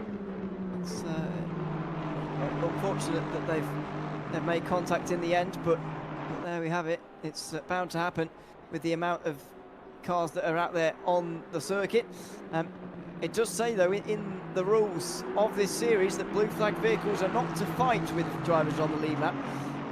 That was expected in any series. That was literally a fight. Oh, exactly. It's that's the case in any series, but it says they can continue to race normal and drivers on the lead lap have to ensure a safe pass. So you could argue that Maczkowski didn't ensure a safe pass on the way towards the chicane there. Yeah, I don't know. I think you've got to give the benefit of the doubt to the lead car, in my opinion. Like, they're under a bit more pressure. They're a little bit further up the road. Well, a lot further up the road. You know, he was trying to keep touch with the front too, so I can understand his the pressure of him trying to get that done. And yeah, of course, you would say that he's pushed his way through there a little bit too much. But, you know, it is what it is. I like to champion drivers. I try not to be negative, but you know, I can't treat everyone at home, you know, like they're stupid. That just wasn't very pretty. It wasn't nice to look at. Yeah, it's well, final warning for the driver of the 18 for unpredictable driving. That is, I think it's Ryan Davies. No, it's not. It's the 18 car. Max Farrell, it is. So he was the one on the way down towards that final chicane who was with the leaders in the incident we've just been talking about for unpredictable driving. So he's been given a warning for that. I think that's probably the best solution for everybody, isn't it? It's nothing penalty worthy under the rules in sports car and GT racing, which you've pointed out the difference towards. You know, he didn't do anything outrageously wrong, but just a warning is fine. Yeah, it's also the worst position to be caught on the track as well, to be honest. True. Chicane is never ideal. You go left and right. So, yeah, it's very difficult to take the inside line when the inside line becomes the outside line in the middle of the corner. So, yeah, I have sympathy for Farrell, but it was just very messy with him. Was a little bit on the messy side. Now, 30 seconds to go until our pit window opens. Ooh. It's 10 minutes in the middle of the race, so 5 minutes before the hour, 5 minutes afterwards, for you to make a mandatory refuel. Now, that mandatory refuel is a minimum of 1 litre, but they're going to need a few more litres than that. In fact, we did see some drivers actually make it to half distance pretty much actually at the Silverstone 2.4 hours we saw 1 week ago. Now, they had to make 3 pit stops, so it didn't actually matter how far you made it in reality. That's probably 1 or 2 stops more than you'd actually want to make, and so fuel really wasn't a limitation. However, fuel might be more of a limitation around here, not because Donington Park is particularly more fuel thirsty, but because this is a 2-hour race with just 1 stop to make, and so the window would have been shorter anyway, but this mandatory pit stop window just makes absolutely sure that all the drivers come in under these 10 minutes, and no surprise that the damaged Wilf Paduano is first in. Yeah, he's been counting down the seconds, hasn't he, as Paduano, as to when he can come into the pits and make his car all fresh and clean again and quick. So Van Veen's also come in. There's going to be a few cars out there that have been involved. I think you'll find that Maczkowski will probably bring his car in, because there's definitely contact between him and Farrell. We saw a couple of laps ago when we were discussing for a couple of laps as well. So yeah, I would imagine Maczkowski comes in, but realistically you want to stay out as long as you possibly can, unless the tyres are really, really screaming. So leaders about to come across the entry to the pits for the first time since the window's open. Will they dive in? First chance for the top 5. I know that some lower down in the top 10 were able to come in on this first time around, but now this is the first chance for the Brabham guys, and Maczkowski stays out as well, and there'll be the problem of traffic now too. Paduano's got a lap down as a result, as you just saw, so there's going to be cars all over the place. One of the Aston Martins making its way into the pit lane. I think that was Farrell, although there are a lot of them. I think it was Farrell, and then the World of Racing drivers of Clarkson and Whitbert are in. Now, are they hoping to maybe jump Chris Warner with this early pit stop? I think it's pretty strong if you stay out, to be completely honest.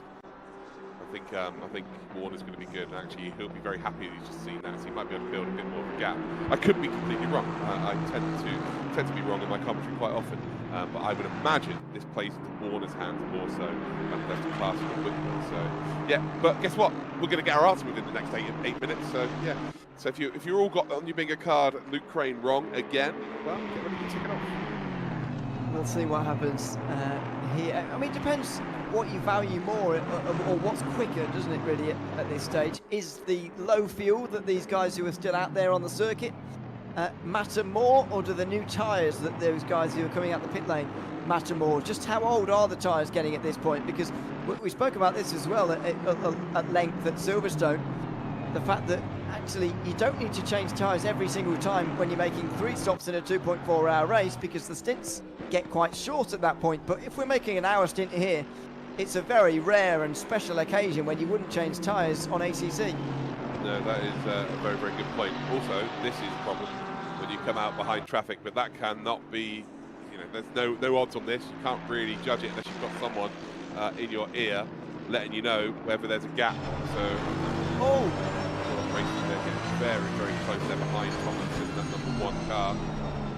And right now they need to get past this car, and they're sliding around. The #1 car's sliding around all over the show. They're just hemorrhaging time. Luciano Whitford, who did actually come out ahead of Clarkson. Clarkson's now gone back up ahead, so it looks like they've just done some team orders, some flashing of the lights. And this is, again, this is not the same story that we had previously. This is 4 positions, so Tomlinson, again, doesn't have any, you know, blue flags being waved, doesn't have any obligations to get out of the way. Right now, he is fighting for position. Yep, he absolutely is. So it's a very different discussion to what we were just having about blue flags and so on. This is an on-track battle, but I think this secures Chris Warner's 4th place, doesn't it, really, with Tomlinson hanging these guys back, and they just had to duck out at the last moment to avoid Tomlinson coming down pit lane. He's got to at some point. It's very difficult to indicate that you're doing so as well. Thankfully, Luciano Viper and Clarkson is actually, as he was very close behind, at the closest behind, didn't go straight into the back of him and run him over entirely. He was able to skip around him, but that could have been worse for everybody involved. Brian Woodrow into the pit lane as well, still waiting for the top 8 to make their way down pit lane. Yeah, we certainly are, and again, just staying out that longer, you know, as long as you possibly can, it seems to be the most beneficial way of doing things, especially when you come out and meet traffic, just like these World of Racing cars have done. Again, just a load of misfortune for them, but Warner, who's been patient, I think he's been rewarded here. He will stay out as long as he possibly can. He won't want to come in any earlier than he needs to. So yeah, expect him to wait until the whole pit window's done, and then he'll bring the car in. Just about 1 hour to go here at Donington Park now, as Martin Clarkson has got 10 seconds worth of a time penalty here. Now, that is going to be a disaster for him.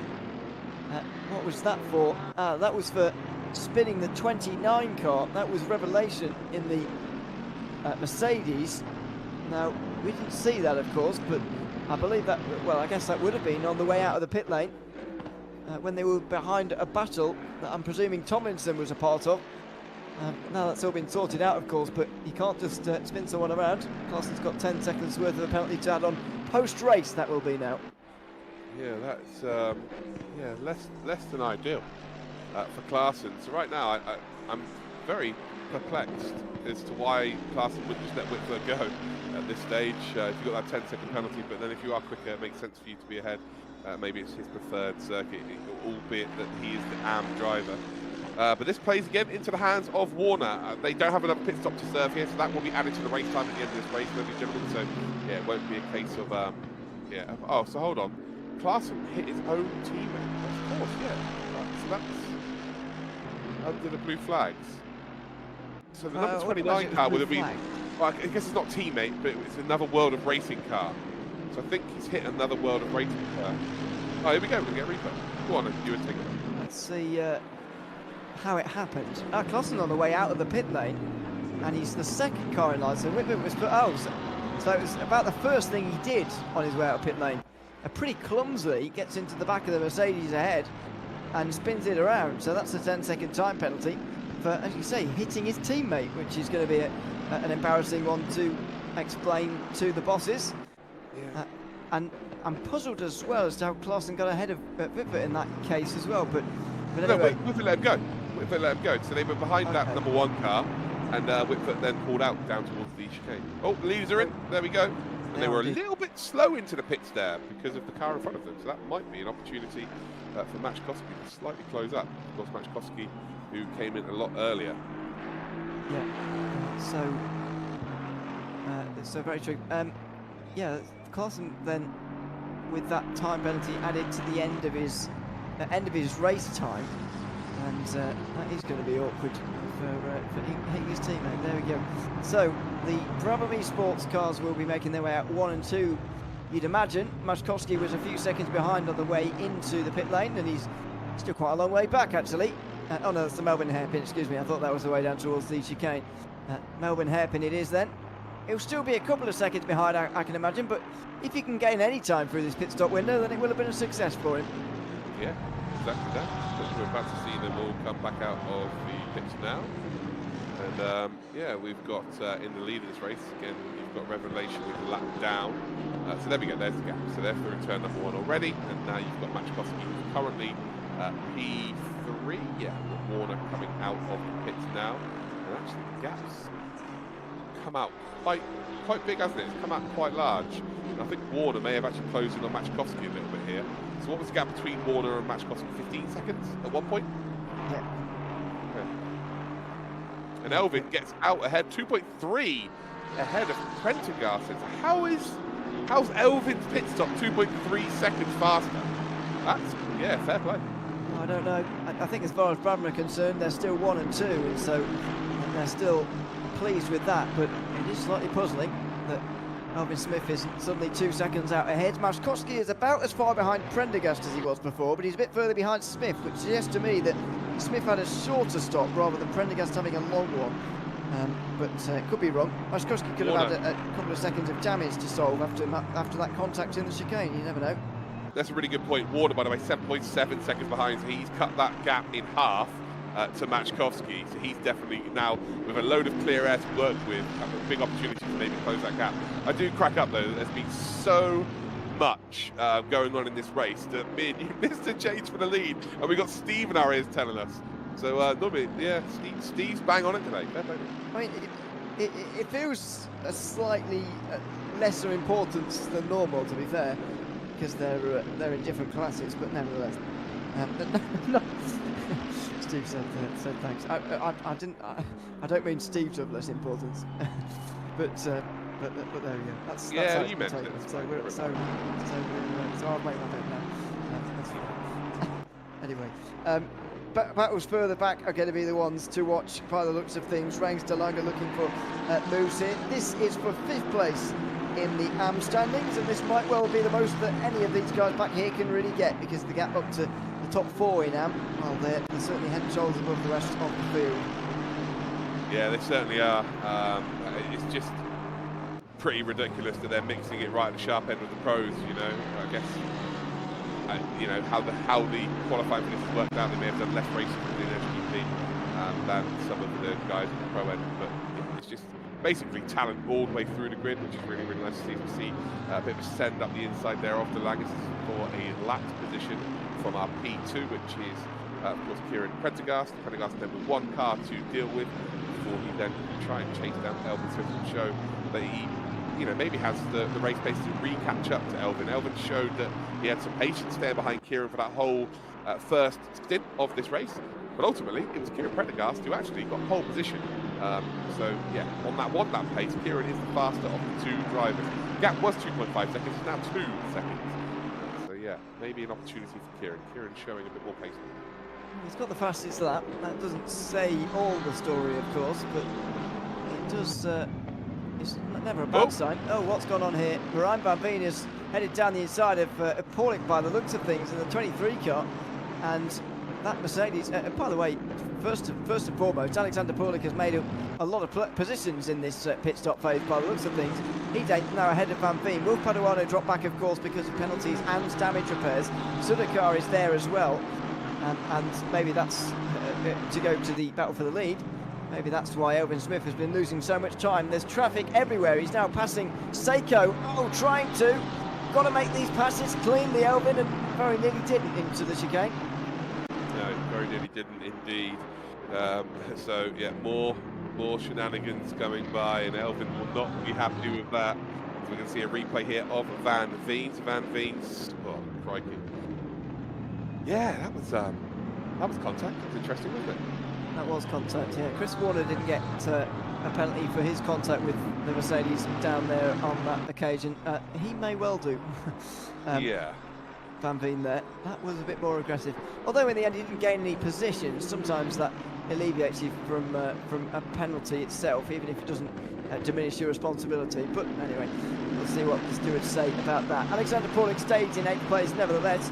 and Wolf Paduano is right on the back of him for this 4th position. Now, Paduano was quicker than Paulik before his damage, before the pit stops. He was the man in form in this part of the standings. He's looking for his way back into 8th position. Looks to the outside, fakes to the outside, looks back to the inside again. Thought he was going to be more aggressive and go for that, but not on this occasion. Yeah, more damaged car in the earliest stint of this race. This will be feeling like an absolute dream for him. Now he's able to attack and, yeah, have a good time there with number 23 there, Paulik. Paulik, though, definitely looks like he's been in the wars in terms of scratches on that rear of that car. So maybe the balance issue, there might be some balance issues in terms of braking. But as it stands right now, holding firm to Paduano. And we believe, anyway, by the way, we're being told that Paulik may well be the only driver in the field not to have taken tyres, which does somewhat explain what we're seeing at the moment, with 3 drivers very eager to get past him and a lot of positions gained by the 23 car in the pit stop phase. So maybe that does explain one or two things that we've seen. We're hearing as well from Team STSS Racing that Paduano still has his damage. He didn't bother repairing it, so puzzled at that because he was clearly losing a lot of time, but clearly not losing enough time for it to be worth the repair. So in some ways, Paduano's got damage and Paulik has got no tyres on, or very wearing tyres now. So everyone in this group has got something wrong with their car in some way or another, and it's making a bit of an imperfect battle, but it's entertaining for the moment. 4 drivers looking for 8th place. Yeah, and well, Sudakar joined in as well, and there is the potential for Bain. Oh no, sorry, Bain's a bit further back there, but the cars that are behind the back markers actually. But yeah, there is a 4-way battle here then for that 1 position, which is very, very exciting for these here. It's all Mercedes as well. So again, Mercedes and Aston, they've really kind of taken over the championship. Yeah, they certainly have. They're covering the top 13 positions in this race at the moment. In terms of the lead of the AM category, by the way, we're hearing that Kieran Prendergast overshot his box ever so slightly and so lost a few seconds. The gap has come down noticeably as well. The gap between himself and Christian Mauskowski only 1.1 seconds. I've got to say, I did write off that race win from quite some time ago, ever since that lap car incident happened at the chicane, but it's clearly still on. Yeah, it certainly is. Again, lap traffic is going to be vital because they keep the gaps getting bigger and smaller each and every time they go through the laps of traffic. Yeah, right now nothing is an absolute given. You can see the damage on Paduano's car, by the way. The bonnet, there's a little gap between where it should be closed. You can see, I wonder what manufacturer this is. Down towards the chicane, we will go side-by-side action. Well, this is 3 into 1, effectively. They all end up in the same order, apart from we've got Sudakar, who's just said, yeah, no, thank you very much, I'll have that position, Van Veen. And he now looks to try and go around the outside. Will Van Veen try and respond? Here he does. He reciprocates instantly, and Sudakar, as quickly as he gained a position, lost back out. Wow, very impressive for one of those drivers. That could have ended really badly, multiple occasions, but it didn't. Fair play. Yep, fair play. Paduano and Van Veen went side by side through the chicane, and Sudakar got such a good run. He breezed past Van Veen, but in the end, he didn't execute the move fully, or he didn't hold on to it at the very least, and loses that position back down to 11th again. Van Veen has got a 5-second penalty though, and I'm going to presume that was for his contact with Paulik down into the Melbourne hairpin a few laps ago.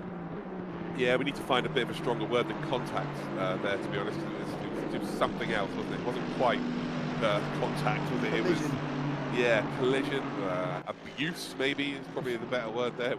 It wasn't very pretty, was it? No. And it just shows that race control aren't just penalising people based on the consequences of their actions, are they? Which is not the way to do it, doing it on the consequences. They're instead doing it just on the actions themselves.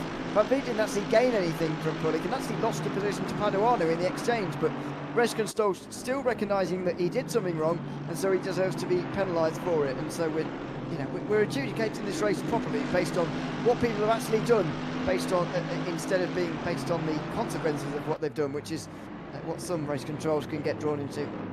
Yeah, it's wrong, definitely. Obviously, the smallest of contacts could completely obliterate a car because it gets sent off at a certain point of the track, hit a wall at a certain angle. Ultimately, you've got to judge it by what's happened opposed to what happens. So, who's that in the pit lane? Is that Oh, Van Veen? drive-through. Oh, drive-through. Oh, well, you must have picked that up at the chicane. Apologies, I was looking at the timing screen. I wasn't didn't see that at all. Drive-through penalty for Van Veen then. and he drops out the top 10. So that's to add to his time penalty, which he's not going to be able to serve in the race. It's going to have to be post-race for him. There's no pit stops to make, you would hope, for these drivers from here on in. But there goes Van Veen. He'll be out again. He'll be lucky to get out ahead of Bain, actually. He was only 10 seconds behind. And so Van Veen's chances of a top 10, I think, are pretty much over with that. Yeah, for sure. Well, 100%. Where's he come out? So we're about to find out where exactly he came out on. Well, there's a big gap. He's going to be 20 seconds behind. But again, Ewan, who knows in this race? Anything's possible. Even with a few laps to go, sometimes leaders get taken out by other cars. So, you know. Yeah, we just do not know. Now then, this is the big battle for the lead in AM. Kieran Prendergast has been caught by Krzysztof Mawczkowski, and you get the feeling increasingly now that Prendergast was being protected by Elvin Smith in that opening part of the race. He had that one car buffer, and that really helped him along. And in some ways, I don't really know why Elvin Smith didn't sort of almost slow down to restore that buffer, because Smith has got 10 seconds over his nearest rival. There's no need to push as hard as possible for him. The overall race win doesn't really matter. It's about the team, and Prendergast has been left on his own to fight off Mawczkowski here with 3/4 of an hour to go. Yeah, 100%. You see Paduano bring the car into the pits, and that's a drive-through for him as well. So Van Veen will gain that one spot, and the top 10 is back on for him. He's only 3.4 seconds off the top 10 now once Paduano finishes drive-through. Oh. Crazy. Oh, yeah, there we go. Mawczkowski looking to make the move. You are absolutely spot on, by the way. This is a battle for the AM victory. So they get exactly the same points for, you know, winning the pro race as the AMs get to winning the AMs race. They're in a separate championship, but then there is a team championship where one AM partners with one pro. But yeah, Mawczkowski starting to spice things up with Prendergast. Love this. He is. And it's turn one they go. Still 45 minutes remaining. Just on board there briefly with Krzysztof Mawczkowski. He's trying to find his way through. There is a bit of traffic up ahead. Of course, one of those will be Elvin Smith, who they'll find a little bit more difficult to catch up to. But some of the others will be lapped cars that they will have to negotiate at some point. I think that there's only going to be, you know, 10 or so cars on the lead lap by the end of this race. I've got to be honest, it's going to be one of those races where a lot of people get put a lap down. I think up to 14th place already a lap down, actually, I think, in this race, because the track is so short. That's meaning there's a lot of overtakes to make even for those leaders. And there's another pass being made down into the chicane for Elvin Smith, so he puts another driver one lap down on that occasion. And so well, it doesn't really matter so much, does it, I suppose, but nevertheless, something to note. Tomlinson it was, so he's 13th for going a lap down, so 12 cars on the lead lap already. There's still 45 minutes to go. Not many people are going to finish this one on the same lap as the leader.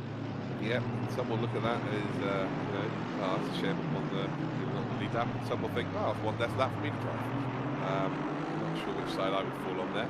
Anyway, battle for the lead of the AMs. It's Mawczkowski. Battle for P2 overall in this race. Mawczkowski versus Prendergast. Warner. The gap was 7.5 seconds, 7.7 seconds when they came out of the pits to P3. Warner now is only 6.5 behind. 43 minutes to go. There's every reason to suggest that Warner may be able to catch up. Again, it won't make any difference. He needs to get ahead of Elvin Smith if he is to gain any more points. But there's always fun in making overtakes. There is. And so plenty of time to do it as well. This is by far the closest of them. Another penalty for Max Farrell, by the way. He's already served one during his pit stop, but unfortunately causing a collision with the 15 car, I think, of Tony Law. Has given him a 5-second time penalty on that occasion. So plenty of things being investigated by race control at the moment, though. 36 incidents having been investigated so far. Nowhere near as many penalties, by the way, but as I mentioned earlier, they do look at everything sort of battles-wise, contact-wise, and everything in between. And rules infringement-wise, of course, as well, enforcing the rules as they should be enforced. And so it gives us a long list of things to look into over the course of the day. So we go back to 14th place. These guys all up down. In fact, 15th place here. It's Renz Delanga who's at the front of the group, and I get the feeling he might have just passed these guys. He spent a lot of time in this race sort of stuck behind people, but now he's in 15th place, he might well be on the one getting away. Yeah, I will say one thing, stewards have had a lot to deal with during this championship, but boy, have they done a very, very good job. They've been very consistent, so yeah, shout out to the race stewards. No one wants to be a race steward, I can assure you that. Well, I guess there are people that do want to. I certainly don't. So speaking from my experience, that is a thankless task. So well done, guys. You've done a brilliant job. Yeah, it is a thankless task, and not many would fancy doing it by any means. Looks like Pulik, by the way, is still inside the top 10. Might be making the no tyre call work here. He has let Sudakar through, probably against his will, but he's down to 9th place now. With Paduano and Van Veen getting drive-through penalties, and there they are, it might well be easier for him to hang on against those guys. And Payne has got a lot of work to do to catch up to him as well. And I've got to say, I'm pretty surprised that anybody has even attempted to do no tyres here. Maybe the cooler temperatures, because it is the morning, have helped him slightly, but nevertheless, it's a bit of a brave one to pull off, and not one that some will have even considered. Yeah, I'm not sure. It's I think we'll see Pulik probably drop down the order quite significantly over the course of the next sort of half an hour. But if he does manage to hang on, fair play. Just got to tip your hat sometimes, and it actually would be for a P4 in class. So yeah, realistically, really good. So again, it doesn't matter about Bain and Van Veen. Even if those two make an overtake on him, he needs to lose effectively 14, nearly 15 seconds. So yeah, fair play. Yeah. So this is the battle for the AM win again. Maskowski, it's up at the same distance really as Kieran Prendergast as he was earlier on. Not really any closer, not really losing any time. Prendergast goes a little bit wide into the grass through the old hairpin, but doesn't cost him. Maskowski gets larger in the rear view. A bit wide from Prendergast through McLean's there, and now up the hill towards Coppice. It's not quite monstering the apexes quite as much as Maskowski is, just using narrower exits ever so slightly to try and aid his pass, but we haven't seen him really attempt to pass just yet. He was sat behind the Brabham Esports drivers all race, of course, in the first hour. However, we didn't see him even try and make an overtake, so it's hard to tell really where his car's strong at the moment. Well, before the back marker got involved, he was actually closing up. He was right behind him, wasn't he? So there was a gap of about 1.5 seconds. But then, obviously, near the end of the stint, that gap came down, and I'm just wondering now, for Maczkowski, he's kind of figured out how to look after the tyres and how to be able to attack at the end of the stint. So it's all good being quick at the start of the stint, but at the end of the stint, really where it's really important to be fast. So yeah, is it a case of he's going to be patient? Remember, he does not need to go and win this race. He does not need to go and attack Elvin Smith. He just needs to get past Kieran Prendergast here for it to be a race victory in the AM class. And so many points on the line for this as well. 119 for a win, 110 for second position. If Brabham Esports and Kieran Prendergast were to lose this place, it would be a level between the two of them, Brabham and Apex 1, in terms of points on the day, and that's what Brabham cannot afford at all. Rens de Longa has got a 10-second time penalty here for causing a collision as well. He's hit and spun the number 14 car of Seiko. We didn't see that, but 10 seconds worth of a penalty, and that's going to set him back quite a lot as well, with the likes of Seiko, Woodrow, Revelation all very close behind.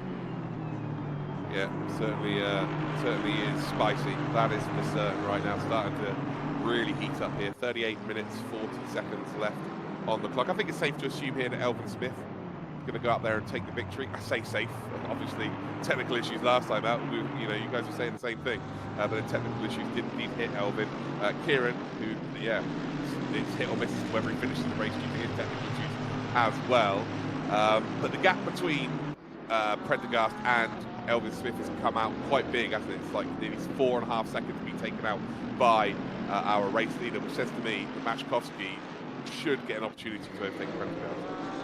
There'll be at least one chance this race, you'd think. Just does he take it? How many chances is he going to get? All these questions pretty important to the outcome of this race.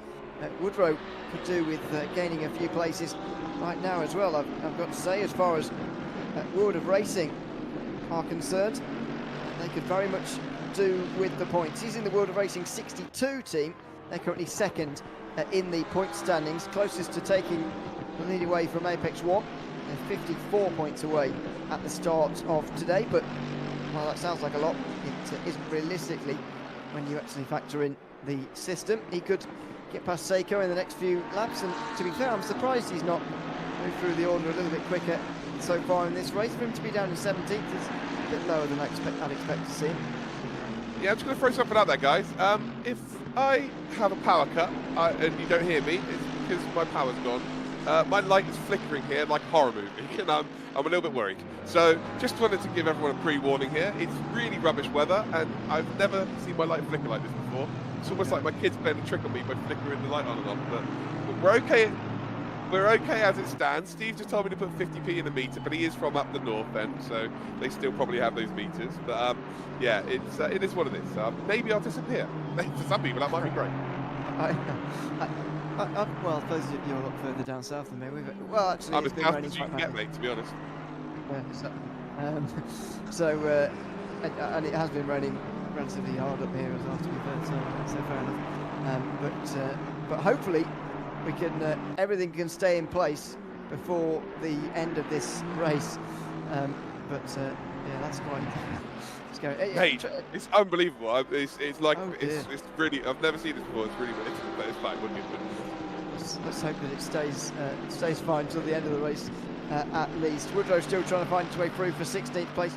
We did see a drive-through penalty there for Revelation, I think, in 18th, so that will be a bit of a drop down back there as well. But it's not the first drive-through penalty that we've seen today. It probably won't be the last either. This circuit proving to be one of those that's difficult to keep it within the white lines. Right, I'm going to ask, I think it's Adam who's on the Simracing.GP account. Adam, I need you to go through each race, and at the end of the season I want to see a stat of who's had the least amount of penalties, and if there's anybody that has had 0, you should get some sort of prize, I don't know, like a mini trophy, no penalties, because there have been so many in this championship. I wonder if there's anybody by the end of this that's got away with nothing. I mean, surely there's got to be. I don't know, mate. I really don't know. Oh, that was very wide from Seiko into the Melbourne hairpin, but Woodrow couldn't really take advantage of that, so he can't work his way through for the moment. This is for 9th in Pro. A little bit wide, not quite getting the power down as well as he would have wanted there, and Woodrow close, but Prendergast very much off the road. Now there could be a chance for Krzysztof Maszkowski in the venue where Chris Warner was pretty close to making some moves in the Pro standings. Prendergast is getting a little bit out of shape, and Maszkowski getting close here at the very same place. Chris Warner, by the way, speaking of him, 5.5 seconds behind. Get the feeling that if this battle continues, he might well be with these guys before the end. Yeah, it could well be. He's closing in nicely. 5.5 seconds again. I think it might be a stretch. But if they start battling, then they will start to lose significant time, as we are on board then with Wyan Woodrow, currently in P17, but in class, what is he? 1, 2, 4, 5, 6, 7, 8, 9, 10, 11 position. I have to count physically, otherwise I won't be able to keep count. But yeah, a bit further up the road, the battle for P2 is really where it's at, to be honest. Yeah, it is. It's this one as well for 16th place overall, and maybe Woodrow is going to find his way through on this occasion. He was pretty close to getting a track cut there if he didn't get one through the chicane, but it might well have given him a place down the inside at the Melbourne hairpin. Side-to-side contact very briefly. Seiko pushed to the outside, which gives him the inside for the second part, and the ideal line through the cambered corner at Goddard. Oh, side-to-side contact. You can't do that. He gave you the perfect amount of room on the inside, and you took that and wanted more. Not a lot you could do there. Ryan Woodrow was so kind to him. Yeah, I apologise for the giggle, but just you can't be expected to give any more room there. Ryan Woodrow did everything perfectly and set it up nicely, and ultimately he got away with it because he could quite easily have been spun around there. Yeah, not ideal. Well, he gave, as much as he had to, did Woodrow. There's no doubt about that. He gave space down the inside, but whether Seiko was intentionally trying to take more room than he was given, or whether he just outbroke himself, I'm not sure, but he certainly went clattering into the side of Woodrow and actually comes off second best anyway. Here goes Krzysztof Maszkowski. My goodness, what a narrow line into the Melbourne hairpin that was from him, and he's through on Kieran Prendergast, who muscles his way back through again. This is the fight for the AM win here in this race at Donington Park, and he's going to squeeze over. My goodness, again, Maskowski on the tightest of lines into the final turn, and Kieran Prendergast gets back through again. The battle is on, and it's raging between Brabham Esports and Apex One. Such an important one as far as this AM race win is concerned. A flash of the lights from Maskowski behind, and Prendergast hangs on only for now. What a battle that was. 6 of one and half a dozen of the other, maybe 12 of one and a full dozen of the other. Both drivers giving absolutely everything, maybe above the line for both of them. I just sure hope they're allowed to just continue the race like that, because that was absolutely delightful, and Prendergast still holds firm. And here he goes again. Maskowski is so close to the back of the 24 Brabham Esports car. It's bringing in Chris Warner as well, is this? All of this is giving Apex One 2 bullets in the gun, and while it doesn't matter in terms of any points for Warner, he could well help his teammate out, and he'd be more than within his rights to do so as well. Down into the chicane they go. This is where it all started one lap ago for Maskowski, getting a better run through here than Prendergast, and it looks like Prendergast has solved that issue this time around by having a nicer line on this occasion. Yeah, just about got away with it there. We've got the back marker, BMW number 27. We get a replay here. Here we go. So good exit then from Maskowski down in towards the second to last corner. Fakes to go around the outside, then sends it up the inside. And well, Prendergast, he's almost done there. He's like, do you know what? You can have that position. And then gets a really good exit out of the hairpin. And now it's all about squeezing Maskowski onto that apex, forcing him to be slow on entry. Well, actually, he was a little bit too fast on entry, forced a mistake. Well, Prendergast then reciprocated beautifully well. Up the inside he goes, position held on. But I am sure that we're going to see a lot more from this battle. That was absolutely fantastic. Great racing between the two of them. Clean racing in the end too, which is the main thing. Oh, I think the natural reaction there is to flash your lights and be like, oh, you can't do that to me. But after this race, they'll watch that back and just go, yeah, do you know what? We both gave it everything there. We were both over the line of touch. We were both maybe under the line of touch. But ultimately, they both threw it at each other exactly the same. And that's what we want to see. And also, if you get to tomorrow and you're sat there going, oh, I wish I did this at that point, or I wish I could have done that, and you've left something out on the race circuit, you're going to be kicking yourself. So I'm really glad that they are absolutely throwing everything at each other. Good stuff. Yeah, and it's difficult to tell what Maskowski was flashing the lights about as well. I personally didn't see anything wrong from either of them. Just saying hello. On that one, Maskowski was making some very narrow dives down the inside for sure. Prendergast tried to shut the door, but once he realised he couldn't do it, he didn't force the issue.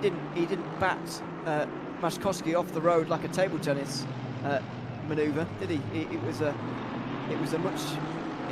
clean battle.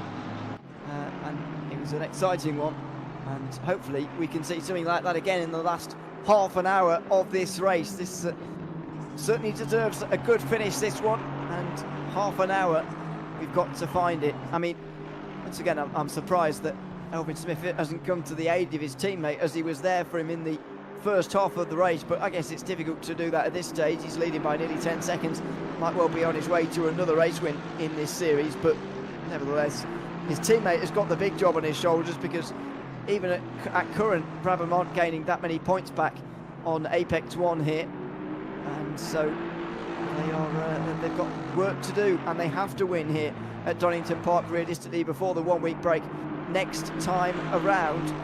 Prendergast has to go into that 1 week break knowing that Brabham Esports have ended on a high with a race win.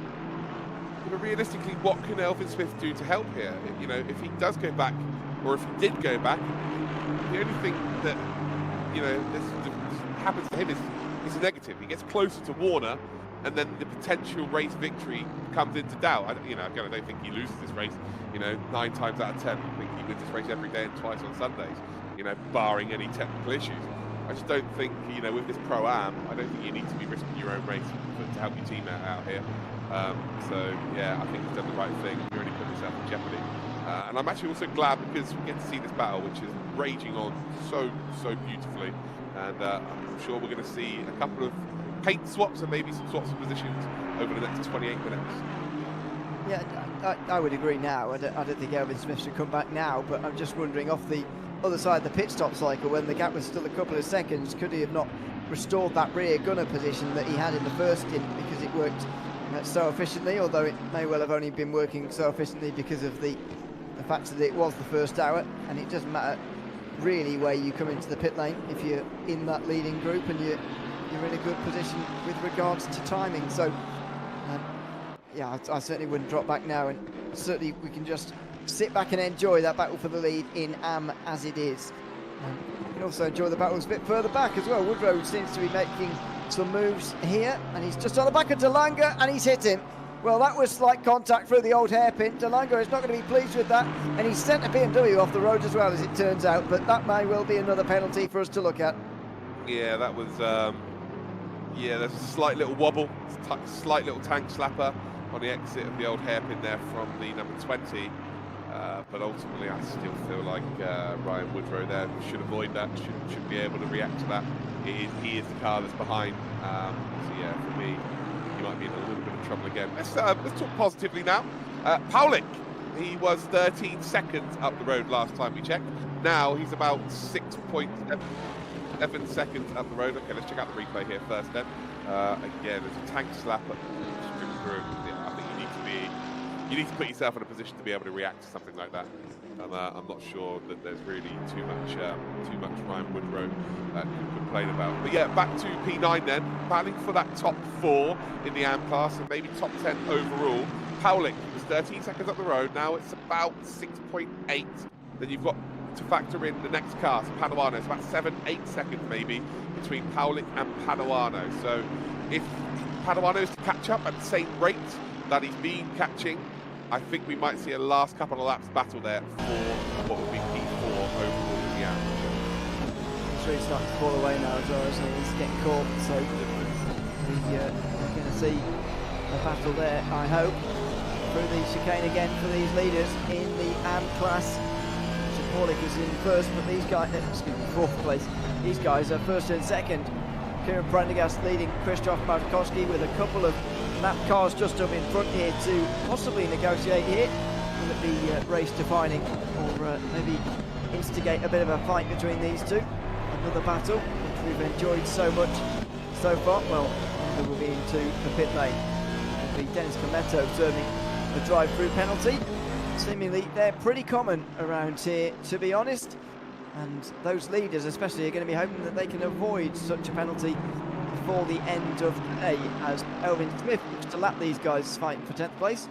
Yeah, well, we've seen this Aston Martin not remove themselves. Oh, no, it wasn't this Aston Martin, it was one of the other two, wasn't it? There's 3 of them in the race. But yeah, we've seen back markers not be too kind to our leaders. Of course, they're not told to, or they don't have to remove themselves out of the way. They don't have to be too kind. But I think Elvin will just be very patient here, not do anything too crazy. He's got 10-second advantage. He can lose, you know, 5 seconds this lap if he wanted to. He's still going to be golden, although he's already flashing the lights. Maybe there is a little bit of impatience starting to form. But don't do anything crazy. Don't do anything silly that could jeopardise your win of this race. Just be nice and safe as he sends one up the inside there of the Aston Martin. Runs a little bit deep, life's good, and that's what I mean. There's a little bit of contact there, very close to Van Veen spinning Elvin Smith. You just don't want to put yourself in that position. Again, it wouldn't be Elvin's fault, but just don't put yourself in that position. No, you can afford to avoid it, and Paduano's very close to Van Veen now, maybe even close enough for a look at turn 1. It's only a half-hearted one. He can't fully make it stick, and in some ways it doesn't matter because there's a 5-second penalty for Van Veen, but Paduano will want to push on a bit further than that. And well, he's not thinking about him, is he? He's thinking about Paulik. Yeah, true. He needs to get ahead of Van Veen in that case to try and catch Paulik, as you say. So so there are positions up for grabs here. It's not one of those situations where he can just afford to sit there and wait. He does need to get ahead, because eventually, if they do all catch him, and they are in a train basically, aren't they? Bain, Van Veen and Paduano, if they're all in a train, it's no use Paduano or Paulik being caught by that train, is it really? If Paduano's at the back of it and there's 2 cars separating him from the driver he really needs to overtake. Is it Paulik, or Pollock? I wonder which one it is. I don't know where he's from, so I don't know for sure. Oh, okay. Yeah, well, I'm going to say Paulik then. I'm going for Paul as in the name Paul, but the first name, and then Nick. Hey, at least one of us is probably getting it right, eh? That's 50% better than 0%. Imagine we could both get it wrong. And he's just like, there's a big chance that. We'll get him to tell us at some point. Well, it'll have to be after the race, I suppose. Woodrow gets through into 14th place then of Thomas Holland after that incident with Rens de Lager. He's now back underway again and back into 14th position all over again here, as well as these two leaders in AM continue to fight it out, and they've taken a bit of a back seat from fighting it out as well. We had that one lap where it was crazy and it was entertaining, but unfortunately that lap has come to an end. Yeah, I'm wondering now if Max Gossi's just decided, look, I need to just take a little bit of a chill here, just relax a touch, and then really go and attack the final 10 minutes. You know, the way that they were both driving, they would have absolutely overheated those tyres. Tyres are key. They are king in ACC. They are king in any motorsport. The most important part of the car is the tyres. You've got a competitive car. It's as simple as that. So yeah, maybe just taking stock of the situation, and then look to push a little bit later on in this race. Remember, there are back markers just up ahead as well, so there's every reason to suggest that that's going to help out. But on the flip side, you've got your teammate behind you. You haven't really got too much to worry about in terms of anyone catching you that's going to affect your race. So you would imagine that Warner, knowing that he's not going to win this race, isn't going to put too much pressure on, isn't going to try and make any overtakes right now. So Matchkowski's in a pretty nice position. I can tell you though, at some point he will absolutely look to take these. You think so? If he's able to? I'm getting a little bit concerned that he actually's not quite got the speed to do it anymore. And Prendergast is just keeping him at arm's length now. And whether that will remain the case for the remaining 20 minutes of this one, but maybe Matchkowski will get a second wind at some point in the final 20 here, and he'll be able to get back on terms, try and get back through into second position all over again. Chris Warner's 2.5 seconds away as well, and I wonder what effects he would have. If he was able to catch up to Prendergast and Matchkowski, would he be able to find his way through into getting ahead of Prendergast, allowing Matchkowski to do the same? Warner could be a help to his teammate here. Yeah, he certainly could. Yeah, that does open up that possibility of, you know, do you let him go and try and attack and then follow him through if he's quicker than two? He's clearly quicker than two. He's gained, you know, maybe 6 seconds over the course of this stint. There's a little bit of a bite of oversteer there from Prendergast. Maybe that's a sign of him starting to struggle with those tyres. Through the chicane they come. You see Matchkowski becoming ever increasingly bigger in that left wing mirror. But again, not quite close enough to make any kind of inroads. But yeah, that car in the background, Warner, is starting to get closer and closer. There's the rearview mirror. You can off Kieran Prendergast to tells you exactly that. Matchkowski very close indeed. A bit wide. A bit wide through the final corner. Can Matchkowski take advantage? Not really. It's one of those corners where you can pull back in for a late apex and a good run onto the front straight, and Prendergast stays ahead again. And it doesn't help on this circuit as well that the front straight is not a very long straight at all, really. In fact, the longest straight leads straight into the fast chicane, and that makes overtaking quite difficult sometimes around here. Yeah, Matchkowski has to look at this situation because, you know what, there is a mistake in Prendergast right now, whether it is to do with him, you know, struggling with tyres now, or whether it's to do with the fact that he's, you know, not dealing with the pressure of Matchkowski as well as he would probably expect. He's got to play on this right now. He has to try to pounce or strike while the iron is hot. A couple of laps cars might well just produce this situation that he's looking for here. A bit wide from Prendergast again. He seems to be missing that apex at the top of the hill on a couple of occasions here, and Matchkowski is going to get the run as a result. They'll both be past the BMW pretty quickly here. Matchkowski look to the inside. He won't make a dive at the chicane. That'll be suicidal, but a better run through would be in order. Now he's got the run. He's got a nice chance here. Will it be a repeat of what we saw a few laps ago? Prendergast makes sure he defends the inside a lot more wholly this time around, and Matchkowski can't work his way through. He was so far to the outside there that he didn't have the space, and now he's hit into Prendergast. Well, there's going to be a chat about that one afterwards from Kieran Prendergast and Christoph Matchkowski. There is contact between the two of them, and I'm afraid Prendergast is the one who goes around. I honestly think Prendergast has just driven across the bonnet there. I don't believe that Matchkowski has moved over to force that. But again, we'd have to see that from guess we'll have to see that from like a chase cam view or something like that. We'll have to see it again from a proper view. I know people hate chase cam. I love chase cam. It gives you all of, especially with an incident. But yeah, we need to see that from a different view than what we just saw it there. Steve, by the way, just cracked up when we said chase cam. He is a producer. Producers hate chase cam. You know why? Again, this is probably the best camera to show incidents, but they hate it. Yeah. It's just, right, we'll see what we get. I see having a bad weekend. He's just like, oh, you mentioned chase cam. That's my weekend. Oh, to be fair, I like chopper cam actually. The one we got the initial look at on the way towards the Melbourne hairpin gives us a good aerial view of what's going on. But keep that information to yourself, Ewan. But that's fine. Thanks, very good. Van Veen very wide into the Melbourne hairpin, and looks like Wilf Paduano doesn't need to be asked twice to go back through on him to 11th position. So this is the fight for 10th with Bain, but they're all catching those in front. But let's get back to other important matters. This was the fight for the win in Am. Does Prendergast come across or not? Yeah, hard 100%. to tell from that angle, but it looks like that may well be the case. That's 100% categorically moved across. Yeah, that's a rear chase cam. Really annoyed him now. Yeah, it was very. You can see on the right hand side of our camera view there that the gap got bigger to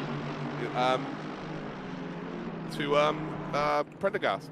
So Prendergast was moving over, and ultimately he's pit moving. I think that's because he's held his line, and he's got every right to. As soon as you've got an overlap there, you want to force the car ahead of you to have such a tight entry into the hairpin that you slow all the way through it and on the exit, meaning you can keep your car on the outside. So yeah, for me, I don't think there's a lot wrong there with Max Cross. Well, let's see what race control will have to say about that one. It looks like they agree with you, to be honest. Racing incident for that one. It notes that Prendergast tries to move over to the right for the corner, but is not clear of Machkowski, and it's pretty much exactly what you said, Luke. That's the rule. They're trying to tweet me out. I'm not being a race steward, guys. Don't try tweeting me like that. Pretty much mirrored exactly what the ruling is there, so I mean, you're cut out for it clearly. Oh dear. Tomlinson with a drive-through penalty. Everyone's cracking up here. Cool. It's a great story.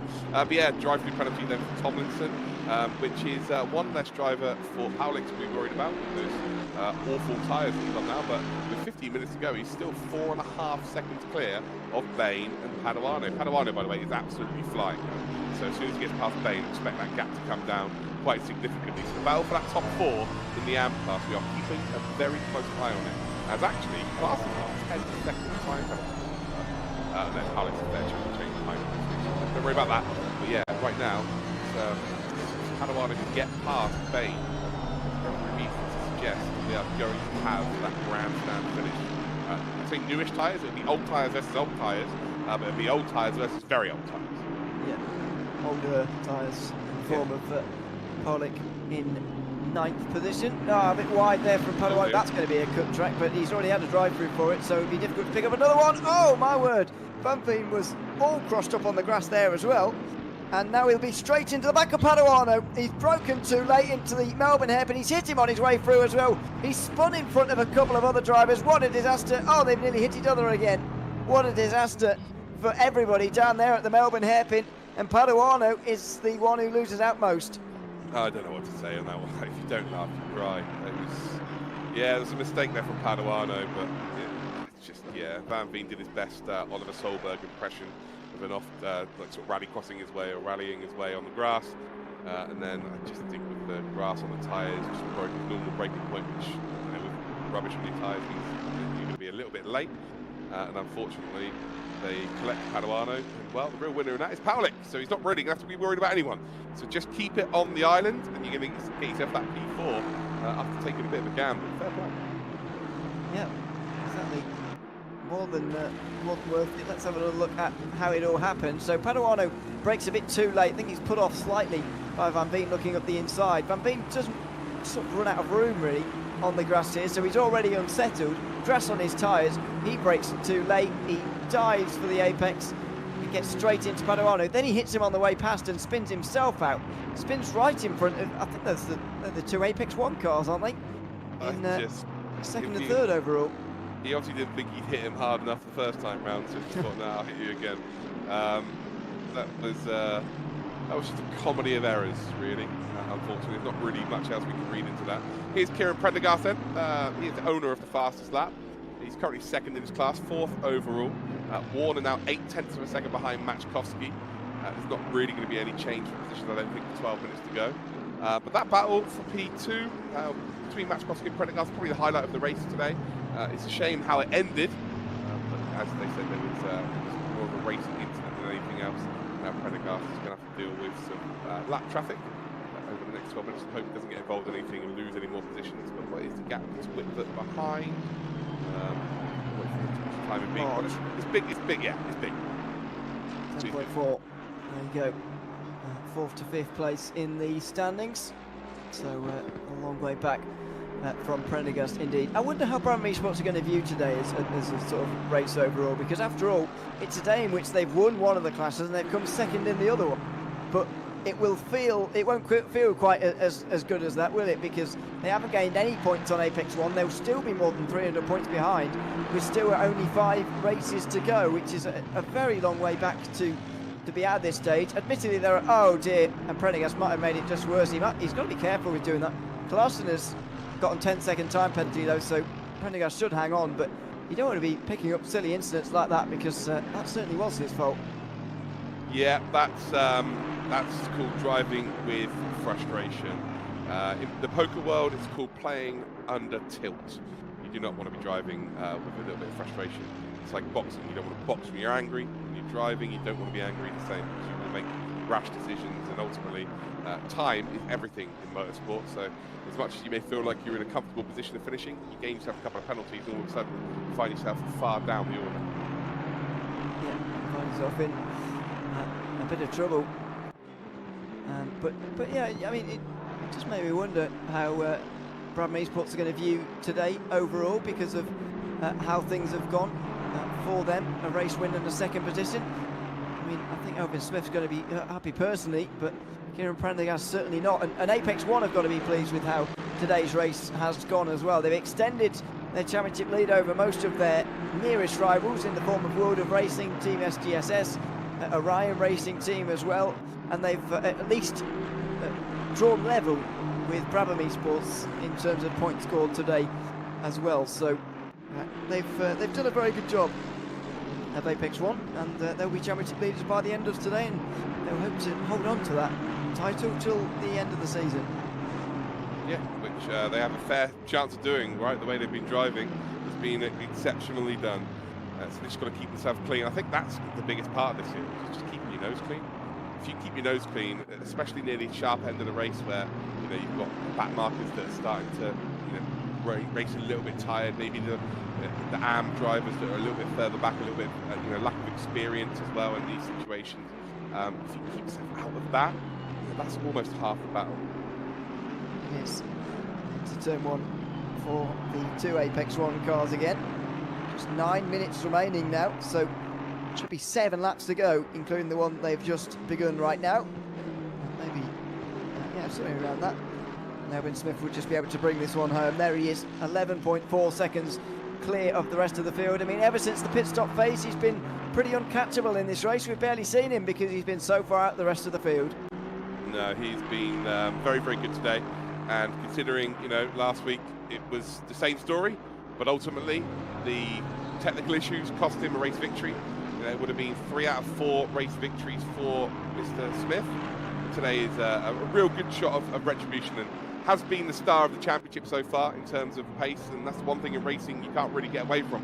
If you're the fastest out there, you're going to shine more often than not, and he has been the fastest. Yep, he has. And, no arguing with his credentials as a race winner here at round 4 at Donington Park, through the final corner for Owen Smith. And yes, should be 6 laps to go as we cross the line again here, although he's still going quickly. 126.5 as of right now, as of last lap.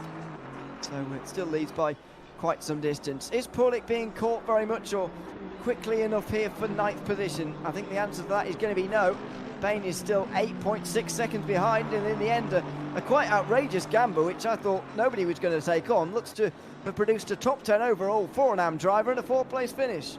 Yeah, you've got to respect it, haven't you? Sometimes it's worth taking a chance, you know. I think if everybody has a plain sailing race, it makes it very difficult for him to get this position, but track position seems to be absolutely key. And with that no change of tyres, he's come out a bit further up the the grid order than where he would have been, and ultimately is now it's all paying off dividends. It would have been a painful second hour, that's for sure. It wouldn't have been comfortable, but yeah, he's been very happy with how it's gone down. Fair play.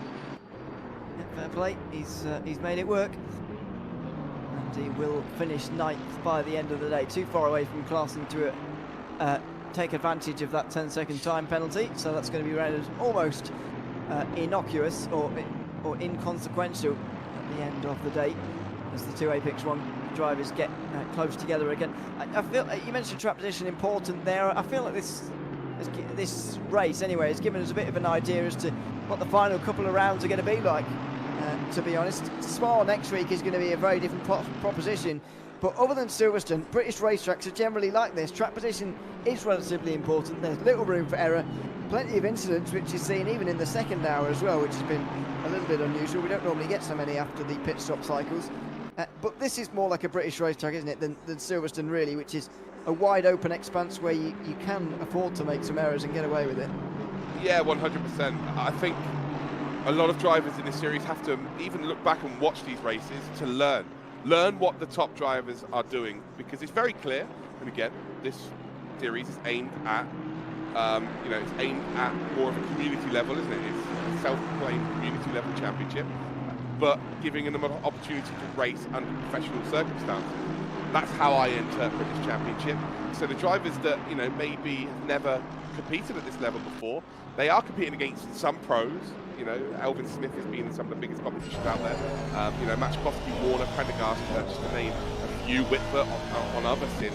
They have raced at the very top level. They've got all of that experience. So, the drivers that maybe have not been here before, they're not going to go out there and get podiums or top 5s or top 10s each and every week. But by the end of the series, if they can take one thing each and every race that they could learn from everybody else, by the end of the series, they're going to become a whole better driver.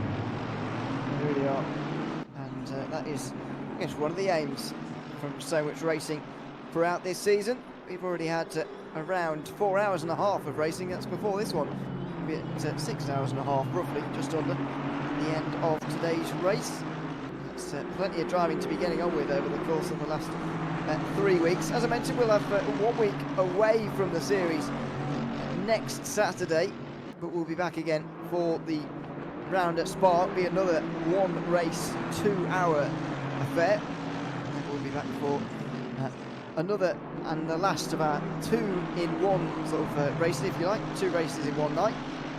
2 1-hour races for the penultimate venue of our season, and then to the finale, which will be another 2-hour race, and that will be at Brands Hatch to end out the season. So we're homing in now already. We're halfway at the end of this round, with 4 completed and still 4 to go. Elvin Smith with a little bit more traffic to negotiate here.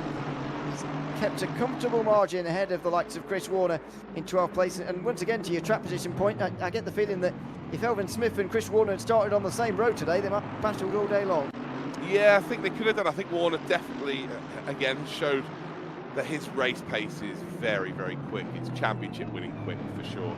That is why he's leader of the championship. But yeah, if we figure out qualifying, we will see a lot more of Elvin Smith versus Chris Warner on track, which I think is what everybody wants to see. I'm sure everybody at home can agree as well. It's been a fun championship so far as we now head past the halfway point of it. But yeah, I do believe we're going to see a lot more of Elvin Smith versus Chris Warner. But bar any real technical issues, Elvin Smith has been the star of the field. He has. Now, you don't want to tempt fate based on what happened at Silverstone especially, but that is certainly true. Oh my word, Chris Warner very neat through it all the way there. That was a big sideways moment through the old hairpin from him.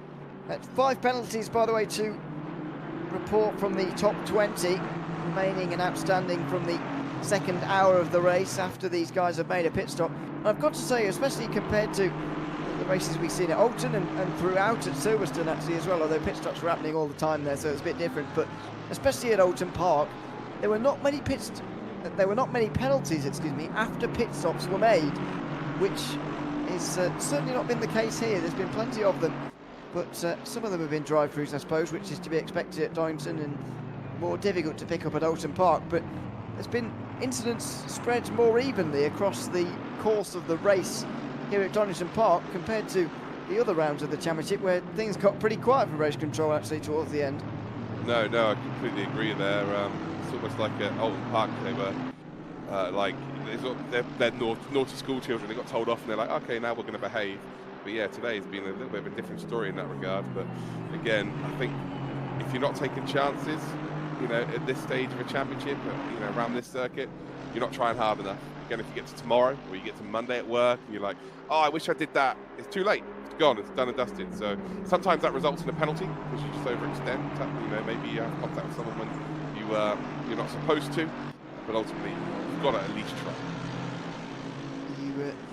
You do. Final minute and a half of this race. It's going to be last lap time at the end of this one for Elvin Smith. He is about to complete his 82nd lap of this race. People will be getting a bit dizzy at the end of this. It's only a 2-hour race, but we'll have completed this racetrack 83 times by the end of this one. And Elvin Smith will have completed those laps in the quickest time by the looks of things. He's put many a driver one lap down at this stage. The field very spread out as well as a result of the pace that he's put on and the racing that we've had. The length of this one, 2 hours long. It has been a real test, but there's just one lap to go of it now as we just come up to 9:45 in the morning in Sim. We are ready to see the checkered flag for Elvin Smith because he has been the class of the field so far today, especially in the second half of the race. He's back ever since coming out the pit lane first. Yeah, first half of this race, he was, just a rear gunner effectively for Prendergast. And once he got given some clear track, oh boy, he has not looked back. As soon as he got into the lead, he just started to extend it after the pit stop phase. And boy, what's the gap now? Just over 10 seconds. Really, really impressive from Elvin. He would have had so much disappointment from the last time out at Silverstone due to the technical issues that he had. Probably would have been comfortably a race winner there, but it wasn't to be. But it will be 2 races from the first 4 for Elvin Smith. And he is now trying to close that deficit into the top of the championship of Chris Warner. It's not a bad record to have at all. Drive-through penalty for Klaassen here on the last lap, by the way, but it's not going to matter. Paulik is so far behind him at this stage, in fact, more than half a minute behind him. It won't matter in the end, but that just shows you what a tightrope these guys have been walking on throughout the entirety of this race so far, through that final chicane. It's been quite remarkable and quite something to negotiate, but Elvin Smith has been able to do that. It's not been a dream day for Brabham Esports, but it's not been so bad. Second place in the AM class, but more importantly, first overall and first in the Pro class for Elvin Smith, who slides and slips his way over the line. He is the race winner at Donington Park in round 4 of the British GT Esports Cup for 2024, and a comfortable margin to those behind as well. A dominant drive from Elvin Smith, who becomes a race winner once again in this championship. Yeah, congratulations to Elvin. Does a really nice job. Machkowski picking up the victory there for the AMs. And well, Prendergast, who led out for the majority of this race, and well, not only the whole race, but the AM class as well, of course. But ultimately comes 2nd and 4th, respectively. So not ideal for him, but again, big haul of points. Luciano Whitfoot finishing in P5, Warner already in P3, and actually only the top 8 cars were on the lead lap in the end, just to show how quick the pace was at the front. Shows you how difficult Paulik was finding it as well on those tyres. Really, it was very, very slow towards the end by his standards. But he ends up finishing 11 seconds ahead of Bain and actually extended that margin towards the end too. But the more important gap is the one to Paduano, and he finished well ahead of him. So 4th place for him at the end of that one, as the rest of the drivers come over the line and complete the race. Well, 2 hours of racing complete. Elvin Smith, the winner in Pro. And further back in the Anfield. Krzysztof Marszkowski taking the win. A somewhat controversial incident, of course, the way that it came about with Kieran Prendergast and their incident, but stewards are judging no fault towards Marszkowski, and it was, in the end, his win for the taking. Here are some of the highlights of the race that we have just seen, and there were plenty of them. Plenty of great battles, quiet in points as well, of course, but the battles that we had were very exciting indeed, especially for that win, which I guess has got to be the pick of the bunch. Yeah, I think it's a classic Donington performance from the whole field, isn't it? People were trying to, well, there you go, trying to make an overtaking towards the old hairpin. That was the first mistake there, as we're seeing cars spin. But yeah, it was a typical Donington race where very difficult to make overtakes. If you wanted to make a clean overtake, you had to be absolutely perfect. And if you weren't absolutely perfect, it was more than likely going to cost you a penalty. It was almost flawless from these two. At the front end of the grid, ironically, as we see a mistake, the Brabham Esports cars nearly got themselves a 1-2, but it didn't quite work out in the end. So yeah, it was an interesting race for sure. It certainly was. We'll hope to get a chat with Elvin Smith and Krzysztof Marszkowski, but we weren't able to get a chat with Marszkowski last round either. So we'll see whether we can get him in for this one. Here's the troubles that Chris Warner had earlier on in the day. He did struggle a little bit early on in the race, and as we talked about a little bit towards the end there, he really could have had a very different race if he'd have found his way through these guys a little bit more quickly. That was the incident, by the way, that Paduano really dropped down the field as a result of as well. And this was part of the problem for Warner. He had two World of Racing cars around him trying to overtake him at all times, pretty much there. Yeah, I think there's a world where we could say that he was maybe a little bit too nice today. And, with a lead in the championship that he has, I don't think he has anything to be too worried about in terms of that. Like, he just wanted to make sure that he guaranteed himself those points. And that is exactly what he went out there and done. He had such a significant lead in this championship that, yeah, again, when he did make a move, by the way, it was absolutely sensational. But yeah, he just didn't really need to push. You're just getting a podium finish to the rest of the season. Doesn't matter what anyone else does, really. He is going to be the champion. He certainly is. There is the battle that will continue to run through for Chris Warner, and he finally found his way through on it, but here and towards turn number 1. Let's have a quick chat then to Elvin Smith, who now joins us as the pro and overall race winner. Elvin, welcome in. Good to have you alongside us once again for another chat here. You've won 2 races now out of the 4. How are you feeling after that one, after driving the second hour pretty much on your own? Yeah, it was fun. I mean, the first stint was a bit interesting because I wouldn't say I was stuck behind Predator, but how it was, like, I didn't want to overtake him, and obviously how the classes work, I wouldn't have lost anything really if Greco overtook me. He was in P3. So I was just like the door stopper, I guess, right? If he actually tried anything, but he didn't, which was good. I jumped Prenter in the pits because he missed his pit box a wee bit, which is a shame. Because in hindsight, I wish it was still the same as the first stint, because obviously in the end they had, I think, a slight coming together, and he lost out to Greco and Chris. But nah, yeah, on my side, yeah, I could be more happier. I had a few slow punctures, but that was about it, to be fair. Nice work. Again, I just want to reiterate how important was it today to go and get a result after the disappointment of last week. It looked very much like it was going to be the same story last week. But technical issues, they came in. The gremlins of sim racing, of course, it can happen to anybody. Yeah, how important was it to bounce back as quickly as you have? Yeah, it was quite important. I mean, I think it was a lot more difficult to have an advantage at Donington. Like, I don't quite enjoy Donington in the Aston at least, so the gap from Silverstone to here was, I mean, it was like completely chopped away. Props to the Apex team. They were actually really on pace today as well, so it actually surprised us. Yeah, I mean, I don't know how the points look. I mean, I think it's still going to be a long shot if we cinch it up at the end, if we win every race, basically, me and Predator. But yeah, we're going to try, at least, right? Well, So that's all you can do, isn't it? I believe, by the way, that you'll be level on points in terms of the amount that you gained today with Apex. I think Brabham and Apex both gained the same amount of points, so no change there, if you like. But you will have gained on everybody else, of course. I mean, just how, with regards to that, how do you sort of reflect on this day as a team overall? Obviously, yourself winning the race, but Kieran, in the end, losing out to your closest rivals. So it kind of, one step forward, one step back in terms of today. But how do you assess it overall? Yeah, I mean, I don't know. As I said, I wish that I was still behind Printer for the second stint. I couldn't care if I had more pace than him or not.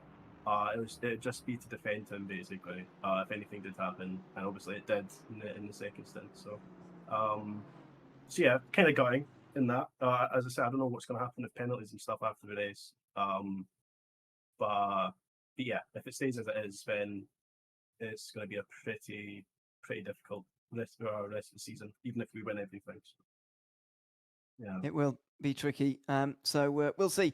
Thanks very much for coming to chat to us again, Elvin. Congratulations on your second win of the season, and we look forward to seeing you at the remaining rounds of the season. cheers. Looking forward to it. Thanks very much, Alvin Smith, their race winner in the pro standings. And we've also got the AM winner as well, Krzysztof Maszkowski, joining us now. Krzysztof, welcome in. Good to have you with us. I guess there's only one place we can start to have a chat with you, really. It is that battle between yourself and Kieran, which was entertaining for us, I've got to say. I'm not sure how you found it in the car, but we were loving it in the commentary box. It was thoroughly entertaining. Unfortunately, it ended in incident. But just tell us about that battle as a whole from your perspective.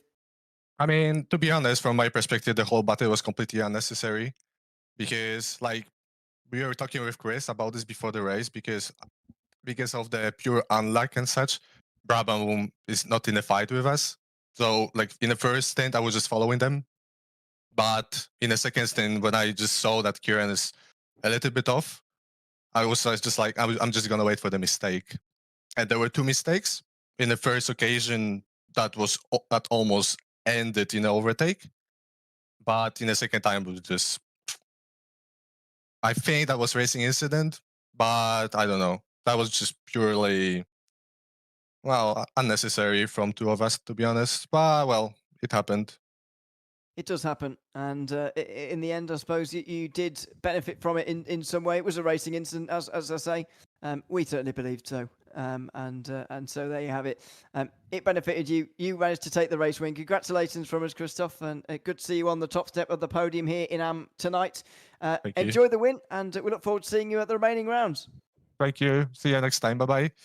Thanks very much, Krzysztof Maszkowski, the AM winner here tonight at Donington Park in the British GT Esports Cup. This is where we've still got to go. Sparks, Netterton and Brands Hatch, all after 1 week off in the end of February. So make sure you come join us for another 2-hour race in a couple of weeks here. But it's been fun tonight, Luke. It's been Donington Park. It's been back to a real proper British racetrack with not much of a room for error. Very entertaining race indeed. So I hope that you've enjoyed it all at home. Thanks so much to everyone who has been watching. I hope you'll join us again in a couple of weeks' time. But for now, from me, Ewan O'Leary, Luke Crane alongside me, and from Steve Proudley behind the scenes as well as our producer, it's goodbye for now, and we'll see you in a couple of weeks.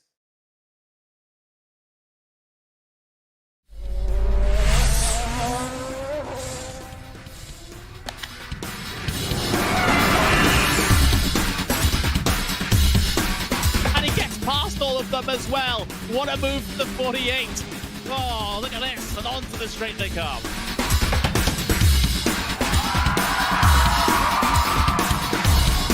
Brilliant move there from the number 40 to make it through. That left-hander sliding up the inside, going up now over Hawthorne Hill, down Pilgrim's Drop, and it's brilliant stuff here at Brands Hatch.